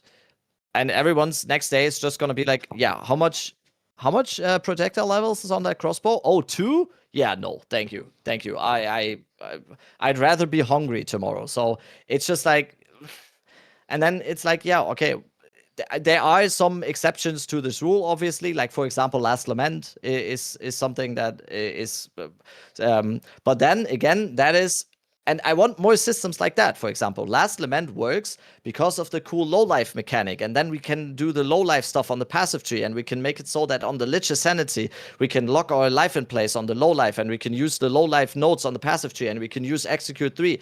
That is so much cooler than just being like, oh yeah, my projectile skill level of Requiem is to 40, so I do more damage. I get it. I get it. It's the way it will always function in a way, of course. But I think it's just so much cooler when we have a way of like actually like a guy like Sauza for the Last Lament build, cooking up a way of actually scaling your damage through a creative and like new kind of way. To me, that is just so much cooler than just being like, oh yeah, I can get my spark level up. And again, with the prisms of belief and with the way it is right now, again, it is just so much easier for the top part of players to then actually go absolutely crazy on this build because I can buy a Prism of Belief +3. I can get a exceptional 5+ spell level wand with 3 sockets to get 8 level on my spark. 8. And then it's just like, and then it's just like, but yeah, it's just like, I'd rather. And as speaking as someone who just throws massive amounts of currency on a build to make the build good, I just want more ways of actually being able to creatively find solutions to the thing that is mostly now solved by just throwing spell levels at it. And I think that would be just so much cooler. When thinking about like things like the Last Lament build with the low life tech, that is, I can't think of anything else right now except for like constricting command or whatever. But mostly it's gonna be about like the levels. I don't know if there's many other builds that just scale damage in another way if you take out constricting command, if you take out spell level, gem levels and crit. I don't think there is much. No, and it's a bad place. Like I feel like it's way worse than this patch. And what made it most extreme to me was when I played my B build, as memey as it is, Spectres. They scale almost entirely off of minion levels, and you like missing the +3 Prism of Belief for that is a big L. Like it's gem level scaling is the best way to get free damage. And then you can just focus on whatever you want otherwise, whether it's like we talked about earlier, move speed and rarity, or if you're playing, an off-meta build where you need to focus on defensives, like you just focus on gem skills and then every other slot is focused on defensive. That feels like that is how most of my build craft goes this patch right now, is just prioritize as much gem skills as I can, and then what's around it doesn't matter in terms of damage, because like the gem skills will do all of the heavy lifting. Like a lightning warp for Prism of Belief is over 200 divines right now. Like that's how important gem skill level is at the moment. Just for +3 gems, it's like we're talking 200 divines for that, and that's how much power you're getting from some of these. When you're hitting level 40 with these skills, it's like that's all your damage. And it feels very limiting to me. Because, like you said, the Last Lament build is an example of, and like last build, we had the Bira's Ignites builds and stuff. Like there are these really cool interactions that can be made with builds between uniques, but most uniques do not have gem skill levels. Most of them don't, and when they do, they cap out at like 2 to 4, right? Like with Mjolnir and stuff, where other weapons, like melee weapons, go up to +7, like Miso said. And then when you have Giant's Blood and you're dual wielding 2 +7 melee skill weapons, I think King Kongor does that for bossing. Like that is so much just free damage. It feels forced. Of all the stat types, like I feel gem levels is more forced than crit. Like I think last patch we had a big episode where we talked about crit. We thought that most builds leaned into crit. Well, this patch, like still crit is king, but also gem skills just feels like of every build I've played, gem skills has been used into its fullest. I don't think I haven't I think there was one build where I didn't have room for a Prison of Belief, and it was my Spectre build. So, I mean, at the end of the day, I think that it goes back to what I said earlier. It's just so with gem level scaling, right? It's exponential to the point where it's like when you're reaching the 30s, 35, 40, each level is just like huge, right? But the thing is, the main issue is that we are able to get to that level very, very easy. Imagine if we didn't have like a +5 on a weapon. It was just a +2 at max.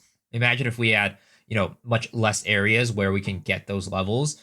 A +3 Prism of Belief might not add nearly as much damage if we weren't always so consistently able to get 30 plus levels on our gear. And I think that probably is the big issue. But again, I think the bigger issue is just there's not enough areas and not enough ways for us to scale. Because again, if we're not scaling gem level, how else are we going to scale damage? Oh, crit. Yeah, like that's kind of the only ways you can do it. And again, crit is also an issue. Like I've been trying to build a Spire of Ire build, but that only has 5% crit. And I'm like, well, I guess I'm not going to use it because it doesn't have enough base damage and it doesn't have enough crit. Yeah. And it's just also just to finish that, I guess it's just also the only way to make even like a little bit of off meta builds work. Like for example, Aste last week did like a Primal Strikes build that I haven't really seen before, and I was like, damn, this is performing super well. And then I was looking at it, and it was again Prism of Belief +3. It was just like Primal Strike levels, corrupted Primal Strike, and it was just like, yeah, that is how you make a build work. And I think like I already said, I just think it's a little bit uninspired. It's a little bit boring because there's so many cool possibilities of actually creatively coming to the same conclusion without devaluing such a large part of the other stuff. Because it is just gonna be like that, and I think it's just a little bit. It's so dumbed down in a way. I think like that because the game has such deep possibilities in terms of mechanics like that, but having it in a way with just the skill levels, it's just like it's very uninspired, I think. Great. Yeah. And I'm curious, like, the towers recently got reworked. Will we see a major overhaul to the gem skill system? I don't think that would be on the table for 0.4, but in time we'll have to just see what happens with that curve. Miso, how are you doing? You good for the last two topics? Yeah. I'm Okay, good. let's go into the controller discussion. So we have a lot of viewers who like to play controllers, and I want you guys, again, I talked about this in the goal discussion, in the comments, let us know your experience playing controller. We are PC players. Most of us play primarily mouse and keyboard. Rabbit has been playing controller a lot lately on stream, and that got us interested into it. I'm just going to give you my perspective. I hated playing with controller. I only could play with it for like 2 hours. I swapped between 2 to 3 different builds. Controller depends very heavily on the build for it to play well. That is the one takeaway I took, but the other takeaway was I hate the interface. Like I couldn't get into navigating the passive tree with the controller. I am so sorry for all you console Andes that have to navigate the passive tree with the controller. I cannot imagine how long it takes you to rebuild an entire character with that system. It is probably pain. Otherwise, though, like when you had a build that felt good on controller, I liked it, but it's not for me. The interface is the biggest problem for me. Obviously, like some builds just are goofy with controller too. But Rabbit, you've been playing so much controller lately. You look like you're having a lot of fun with it on Spark. What are your thoughts on playing with controller?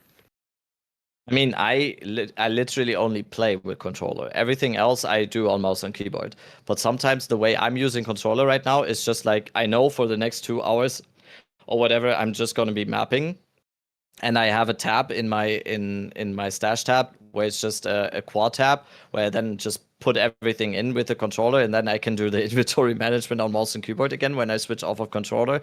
I think for the pure playing part, just speaking from my perspective, it is awesome. Like I turned 34 years old a few days ago. This is the first time I actually used a controller because I just grew up with a PC.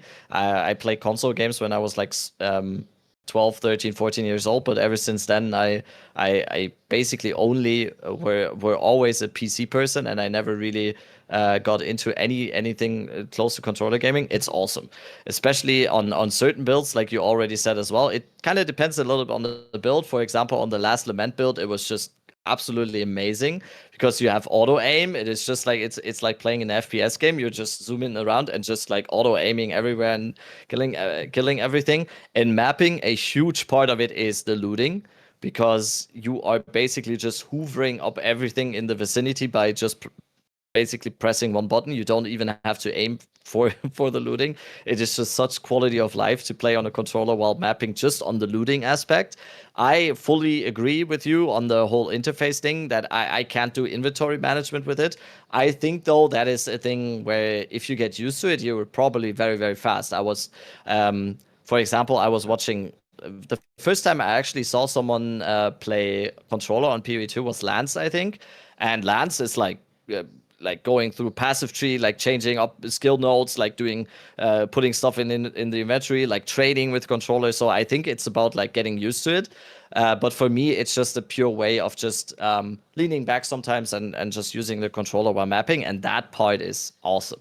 I think it works so well.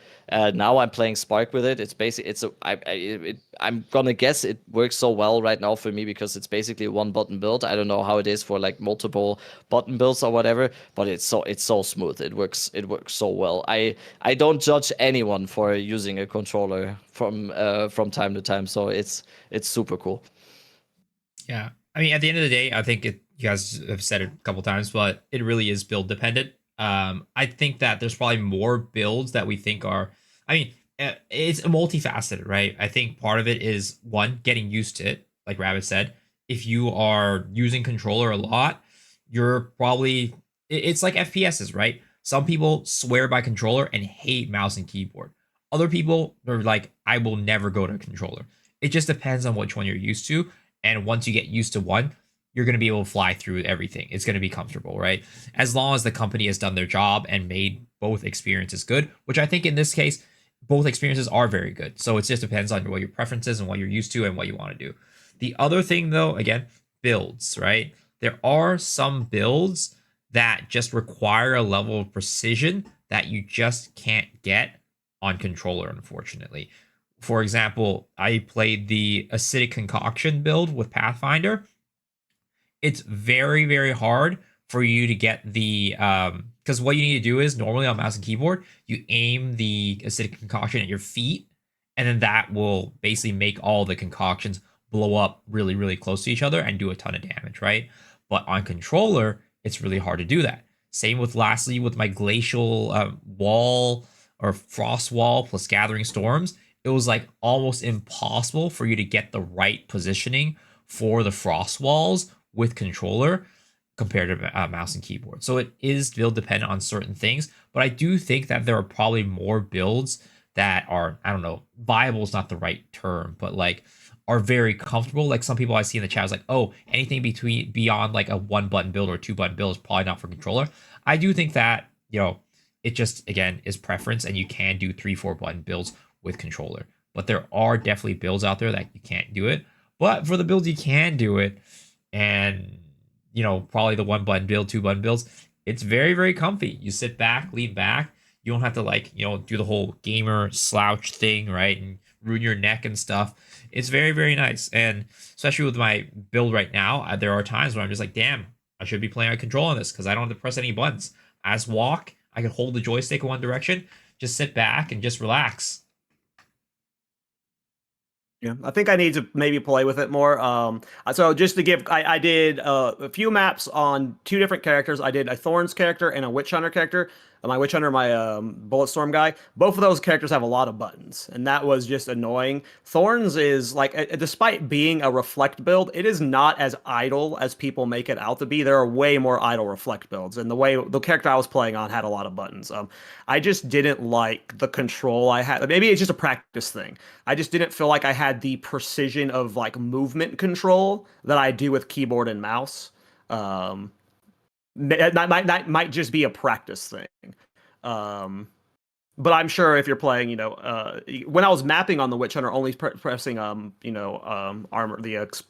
armor breaking rounds or whatever, that was always fun. But when it got to bossing and I had to swap ammo types and like there's 4 different ammo types that you have to swap between, that was just like that was annoying on the controller. But to me, the biggest thing was the interface. I guess I just need more practice with it. If Captain Lance is able to just like flick through it really quick, I guess it's just a muscle memory field type thing I got to practice for. But yeah, I'm curious. I just maybe need to do a different build for it. Um, but I did not enjoy my. I did like a couple bosses. I did a few maps, and then I did a few Secamus runs on both characters, and it was just like, oh, I don't like this. Especially in Trial of Secamus with the controller, I just didn't feel like I had the control of my character that I wanted.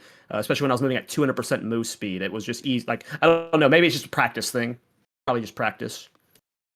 I honestly think if we had a way where it's like an actual hot switch, so I can just sit there and go into the map and then pick up my controller when I'm going into the map, I would Yeah. probably do every single map with a controller, depending on the build, of course. But I would probably do every single map on a controller.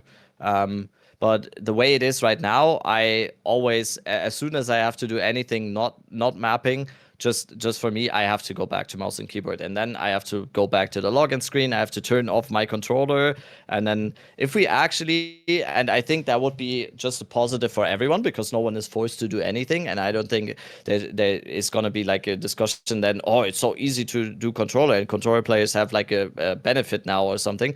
I just think like if we actually in the future get like an actual hot switch, I think that would just be good for everyone because then you can actually just do whatever you want. You can have the controller on your table or whatever and do like your stuff in hideout with the mouse and keyboard and whatever. And then you go into a map and you pick up the controller and you do what you can choose your input on whether you like what you like more. And then I think that would just be good. I think that, yeah, as a newly found controller person for sometimes. Looks like Well, please let us know in the comments. Go ahead, Miso. I was gonna say, looks like I'm reading chat. Kieran said that they did say that they will do the hot switch in the future, so that's planned. Yep. Oh, nice. Well, please let us know in the comments because this is something that again I have such a skewed perspective on, and I really want to know what like again if you're a console only player, like obviously some of you play on PC with only controller too, but I'm just curious with like how your guys' experience has been. Do you feel at all slowed down or limited, or have you just gotten fully used to the interface? That's super cool that you guys feel that positively about it. Let's go into the state of mapping. The mapping, we talked about it briefly last week. Miso had a cool few docs that we showed off, but now that we've all had a week plus to play this patch, our opinions have changed, I'm sure, or we've got a little bit more we can at least elaborate on. For me, I am very much enjoying the map changes. It has kind of bricked some of my old builds, because I used to have old builds that could map, but they couldn't boss. But the fact that there's a boss in every map, but now makes it to where, like, you have to have a reasonably good bossing build now if you're going to be mapping. So, like, there's a little bit of a dynamic shift there. But overall, I am loving the mapping experience. I do think that the towers the tower change is very half baked. I am not happy with how the tablets are working currently. But overall, I don't know. I am loving mapping. The one thing I am disliking is the disparity between good and bad maps. A lot of the maps that just got reworked are some of the best maps in the pool. But some of the newer maps we got, and then something like Kid and Grotto 2 still sucks. But like some of the bad maps are really long, and then the good maps that all just got rebalanced in this patch, resized, those are all the best maps in my opinion. What's the map that has Sinkhole with the monkey? Like, I can't stand that map. It is so long. It takes so long to get to the end of Sinkhole versus a lot of the new maps. They're just so short in comparison to getting to the end, which it just feels better. That's where my head's at right now. Is just like in terms of maps, the quality between the best maps and the worst maps is very large because the best maps are way better now. Just like there's more consistently good maps and they're way better, and then the bad maps are still just as bad. That's been my experience. I'm enjoying Citadel hunting again. I've always loved Citadel hunting. I mean, I love bossing. That's what my farm is. I love killing bosses, and Citadel's being great to farm right now feels good. So I don't know. I'm overall really happy with mapping. Rabbit, where are you at with it? I'm overall very, very happy with it, obviously, because I think we already talked about that on the last podcast. I'm a very big I wanna actually map, and I don't want to do the tower setups and whatever. And I feel like we have moved towards a state where it's more of a like Alk and go thing, because if you actually have your maps ready and have your tablets ready, you can just go, and you just go and go and go. And especially with the grand project, you are basically free to move everywhere you want now, and everything. That is the part that I really love, because I am definitely, if I'm actually doing maps now, I'm doing probably double the amount of maps in an hour now than I did before. Not only because the maps are so small now, but also because it's just like it doesn't require actually the setup anymore. That is for sure what I'm happy about. I am, over the course of the past few days, I to also name the unhappy things is definitely, I don't really understand, having played much more maps now. I don't really understand how some maps are this small now. I have heard that it was apparently a pain point to a lot of players last league, that a lot of the maps were so big, apparently. Um, for me personally, on some maps, yes, that was a problem. But I don't think, for me personally, it was about that the maps were too big, but they were just too, like, unable Random to dead ends and traverse. shit.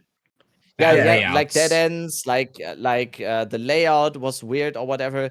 If a map is open, like for example, to take as an example, Fortress, or for example, I that map was pretty big before. That was an awesome map. That was perfect. I want the map to be this big. It is so tiny now. And I Yeah. fully get it to change the layout of stuff like Hidden Grotto, for example. Hidden Grotto before was like very, very convoluted, and you like watch. And now it is much better because you actually don't walk into dead ends. I personally, I don't know. I would have never expected them to make the map so small now. Sometimes I'm running into the thing sometimes over the last few days where I'm like kind of disappointed sometimes, because I'm realizing, oh, the map is already done. I was having so much Yeah, fun that's on true. this. Like Confluence or Spring or whatever, or like some of the maps. Spring's It's like, great. oh, this map is so fun right now. It's already over. It's already over. I didn't really get the whole thing. I didn't even notice last week that some people were complaining about certain maps being too big. I just heard that people were complaining about maps being too many dead ends and stuff. I think some of the maps are a little bit too small now, because it's just like, okay, I guess it's already over now. I kind of like this layout, and now it's done already. What I think right now, and you already said it, like the whole tower thing and the tablet thing definitely seems a little bit half baked. I think it's definitely better than what we had before, and it's for sure absolute step into the right direction.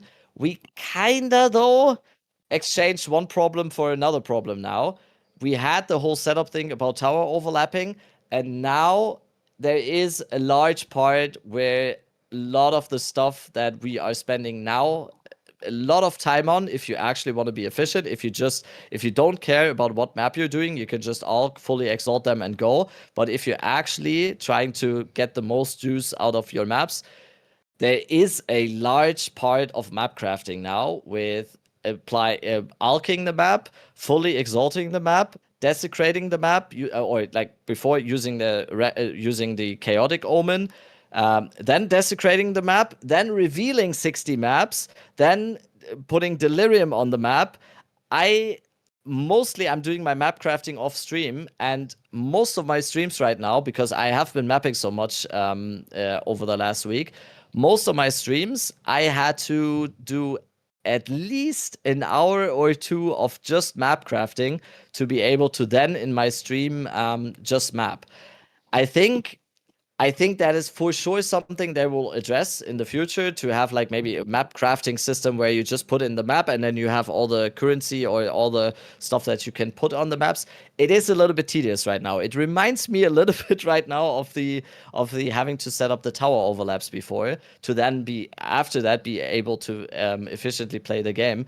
that is definitely something that I feel like is a little bit tedious right now. It is because when I'm actually crafting the map, I'm starting to craft the map in my hideout. I'm desecrating. I'm going to the well. I have to reveal. I have to watch the thing. Just like I have to pick every single one after another. It takes a lot of time, and it feels a little bit tedious. So in that regard, I do feel like we have taken like very, very large steps into the right direction, but at the same time took a little bit of a step back when it comes to removing some of the tediousness of the setting up of maps. But overall, I think like I already said, we're definitely moving in the right direction. I think we just need to remove some friction when it comes to setting up the maps that we're doing right now. And I think that is coming. I think it kind of seemed like they wanted to get the tower changes out and not scarabs, tablets are out right now, and and then they're probably gonna work that over. Right now, it is a little bit tedious. Yeah. I mean, I don't think so in my mind, right? Nothing really changed about map juicing. The only reason why map juicing is that much like more I guess tedious, quote unquote, is because of the fact that quantity got nerfed on tablets. And now the meta is rarity and rare monsters, which is something you need to do. Because in the past, I mean, for like I think, because like what actually changed in my mind? Like, why is it feeling more tedious now compared to before? Because in the past, you're still chaotic raritying your maps. You were still desecrating them. You were still full exalting them. Like, was there something that changed that I'm not understanding? Other than the fact that quantity got nerfed, so it's more important now than before to get rarity on your map? No. Yeah, so I mean, so I guess they didn't introduce a new problem. The problem always existed, right? It's just that, Yeah. yeah. So I guess I would say it's more noticeable now because it took a little bit of front stage now again. yeah, Like, yeah. before the whole discussion was about towers and the overlapping or whatever, and now it's a little bit more noticeable, yeah. because that is on the forefront now a little bit. Yeah. And it's probably very, very, very, very normal for people like me to then just notice it so much because it's such a large part. It's definitely, for me personally, not as bad as looking for tower overlaps. For sure not. For sure. Well, I mean, it's not even a comparison because it's not that it's you either did one or the other. It's just that now it's just you don't do one and you only do the other. So it's not like it's even worse than tower setups. It's not worse because you still had to do both in the past. It's not a you do one or the other. I guess that's what I wanted to clarify. I mean, yeah, I think that is a huge issue and is the whole reason why, like, for me, I hate that. And as a result, I never do it. It really isn't an Alcan Go meta. It is the complete opposite of an Alcan Go meta, where if you want to get your juice, if you want to get good drops, you have to do the setup, which I think is really annoying. Now, I think there should be a benefit for people who want to do the whole setup and like song and dance of like getting their maps all right and stuff. But I think there's probably just too big of a discrepancy between those who are setting it up and those who aren't setting up. And I think being able to find that, narrowing the two is probably going to be hopefully one of the things that they look forward to doing. Either that or, like you said, just make it easier to set up, make it faster, make it like less friction. Because right now it just takes way too long. And that's why I don't do it. And I like last night when I was in the middle of my missing out period, like I said, I went and started like, you know what? I'm going to start chaotic raritying. I'm going to start doing all these. And like I said, I was not having fun because chaotic rarity 27 maps and they were all low regen. And I was just like, oh, please, I can only run 3 maps. I literally spent like 30 minutes crafting 3 maps. It was terrible. But the other thing that I want to talk about that I think is something, well, actually 2 things, right? The other thing I want to talk about in regards to what we were talking about earlier about map size is that I think we kind of doubled, not the problem, but like the reason why maps feel so small is 1, they made it smaller, but 2, movement speed. We have so much more movement speed this league that on top of making it so that we are moving faster, they also made the map smaller. So that's like another one of the reasons why it just feels like some of those maps feel super super small. But the one big issue about towers, going back onto that, or like the removable towers that I've noticed, is that irradiated tablets feel absolutely required. It feels like, at least for me, I don't know Yes. about how you guys are running your maps. I but mean, they are. Yeah, irradiated maps are absolutely required. And I think that it's like, one, having the 3 tablet slots makes it kind of limiting. But also, 2, it's like, why is it required? And I hope that in the future they kind of address that, because right now it doesn't make sense to run anything without irradiated. And it just means that you're always working with 2 tablet slots outside of that. Yeah. As someone who plays Alkin Go, I don't make currency mapping. I make currency when I get to the Citadel or to the Jade Isle. Like, as someone who Alkin goes that does not pay attention to the map farming meta, I don't make currency very often from the raw maps themselves. It's definitely not an Alkin Go meta in terms of like getting easy currency. And for me, the biggest thing is like, I have done maybe the chaotic, like where you go to the well to do the thing. I've done that maybe 4 or 5 times this league because to me, the problem is the animation time. If you're to sit there and craft 30 fucking maps, like you have to like throw it in, wait for them to drop out, like that shit, right? For me, I like for someone with ADHD, like it's just a big trigger. I can't sit there and just like, well, I gotta wait another 10 seconds for them to pop back up. Okay, let's do the click again. Oh, I gotta wait another 10 seconds. Like that shit to me, I just never can do. So like, I will. I mean, never after the be, first like, one, he's doing it faster. Yeah, after the first Oh, one, is you he don't have to doing it watch the faster? Okay, animation. so I've done it person. so few. You can tell how few times I've done it that I've done it just like 3 times. I was like, oh, this sucks. I'm never doing this multiple He's times. only doing it okay, once.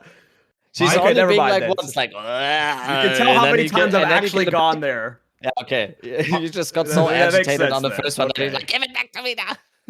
No, Okay, it's so you can tell how few I've done only it then. once, only once. Yeah. But it's still tedious. Like, Yeah. I'm not Okay, debating the fact that it's tedious. You still have to, but I don't know what the solution is. I think I don't know what the solution to that would be, because automating a system like that would probably also not be the solution. Oh yeah, so. no, of course not. Of course Yeah, not. so, No, that's always yeah. a player like me is always going to be at a downside when it comes. Like I'm never going to be someone like you say. Like the reason why I don't do big jupe snapping is because I would not want to do that on stream. I would have to spend 2 hours off stream setting up what I'm going to do on stream, and that's just like that. Like that's not where I draw the line. I do a lot of setup off stream, but 2 hours of setting up maps is like that ain't for me. That ain't for me. Yeah, I agree with what you said, Miso.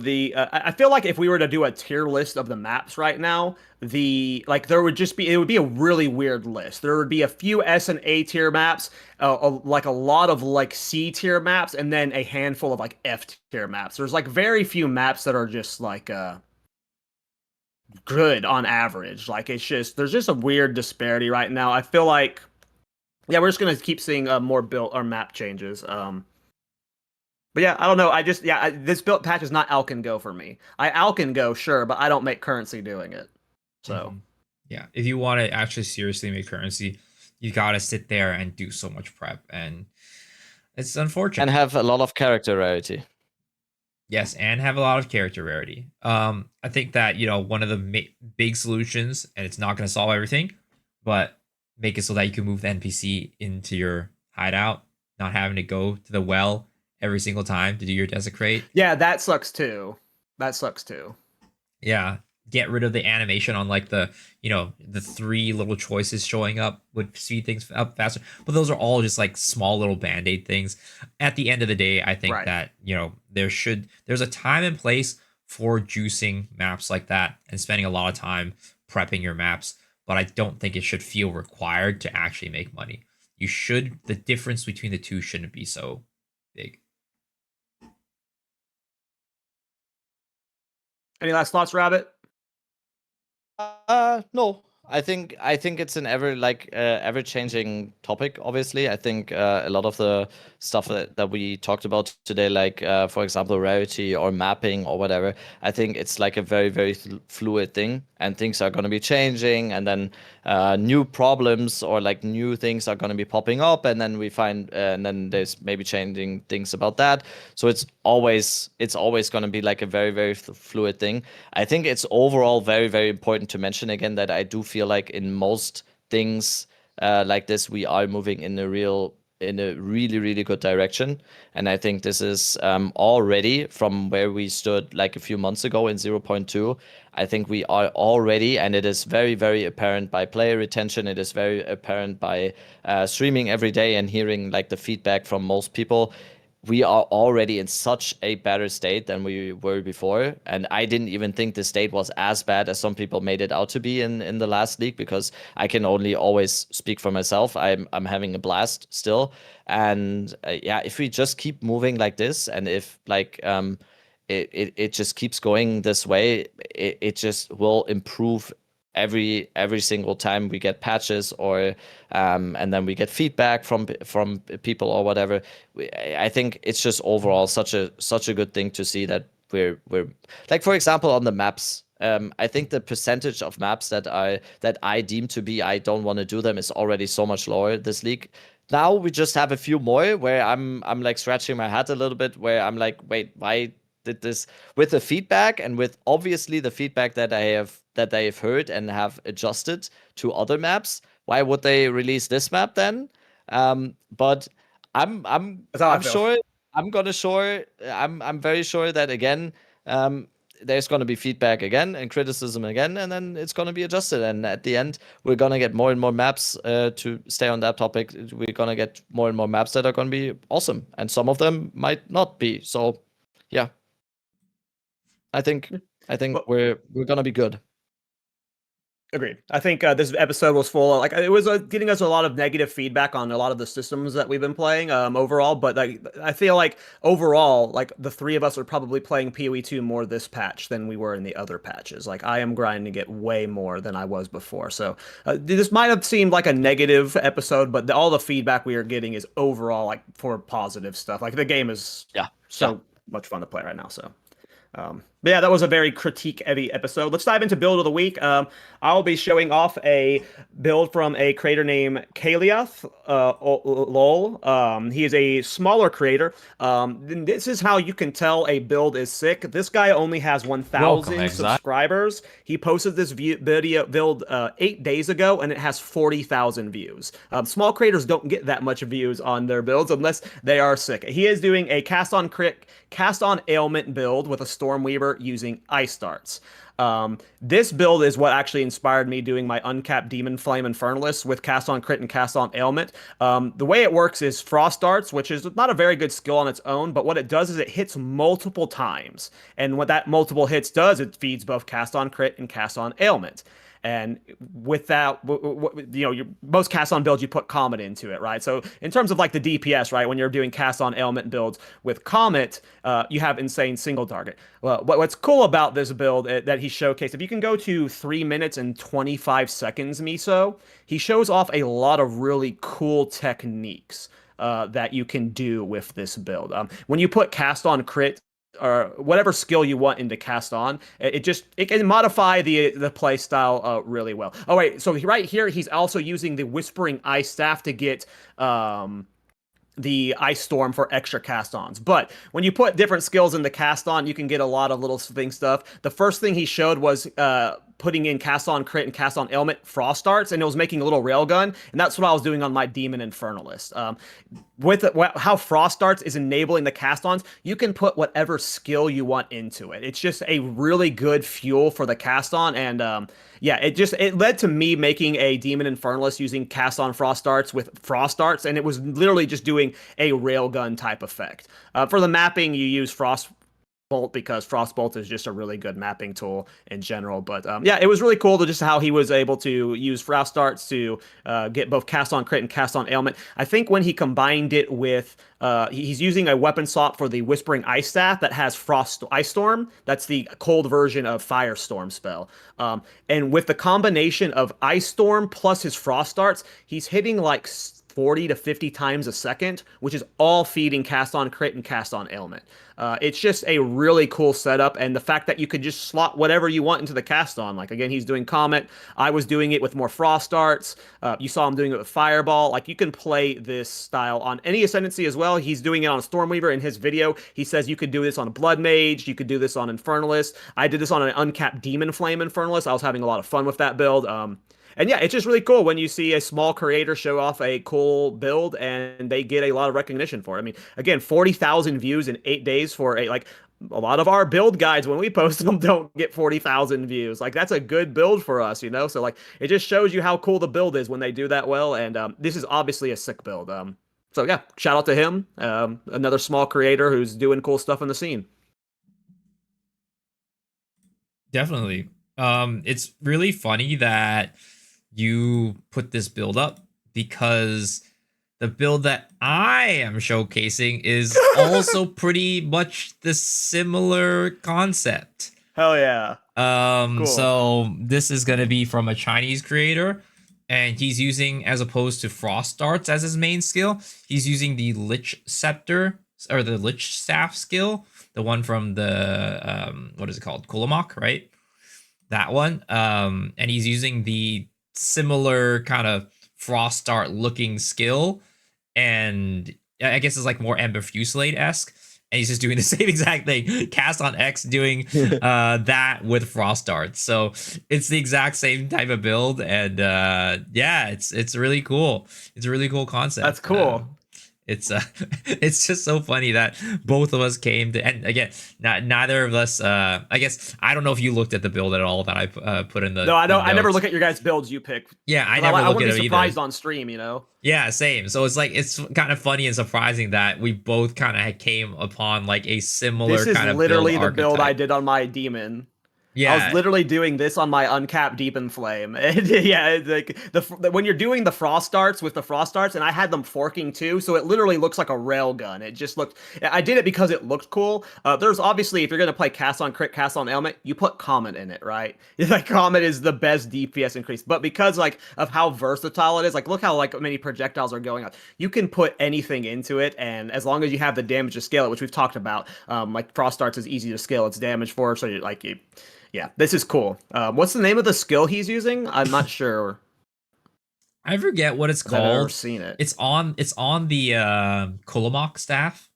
It's one of the options that you can choose. I forget what it's called. Uncle Jay is also making a build, or did a build right now, most recently. We're using this skill as well. So it basically is like a reskinned Ember Fusillade, kind of. But yeah, somebody said it's called Calamity. So Calamity, interesting. I've not seen the skill yet. It does look like a reskinned Ember Fusillade to me. Yeah, it works exactly like I'm Ember sure its Fusillade interaction too. is slightly different. It works Oh, it exactly. does, Yeah, okay. I think he's, because he mentioned in the video like you can so there's a little bit more nuance to the making this work, because like I said, it works like Ember Fusillade, where if you hold it down for too long, it'll start accumulating the little orbs and doesn't actually shoot it out. So he has a thing where the attack speed of the skill, the cast speed of the skill, is to the point where you can click it and it like basically it's consistently shooting out the little projectiles before it starts accumulating.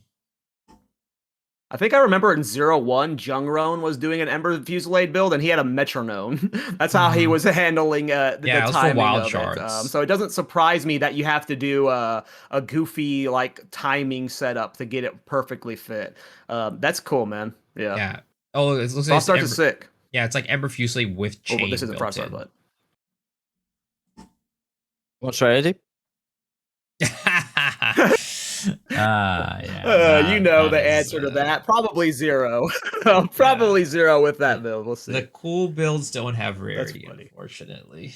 Yeah, cool builds don't have rarity. That's cool. Yeah, it's funny that we both ended up the same route. Yeah, that was a fun episode, you guys. Sorry you didn't get much sleep, me. So happy birthday to Dead Rabbit. His birthday was supposed to be not was supposed to be. His birthday was on Wednesday, the day we were supposed to do the podcast. So it was supposed to be an actual birthday episode, but we'll get this. Just make sure you give him a little love in the comments. He is old as fuck now. I think I'm older than you though, so I shouldn't say that. But yeah, it was a good episode, and yeah, I don't know what to say. Let's get the shout outs, Rabbit. Wow, just ending on personal insults. Wow. Okay. Wait. Okay. Sorry. I guess.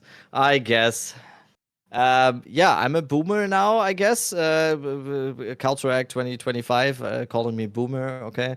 If you want to see me play Path of Exile 2, you can do so on my Twitch.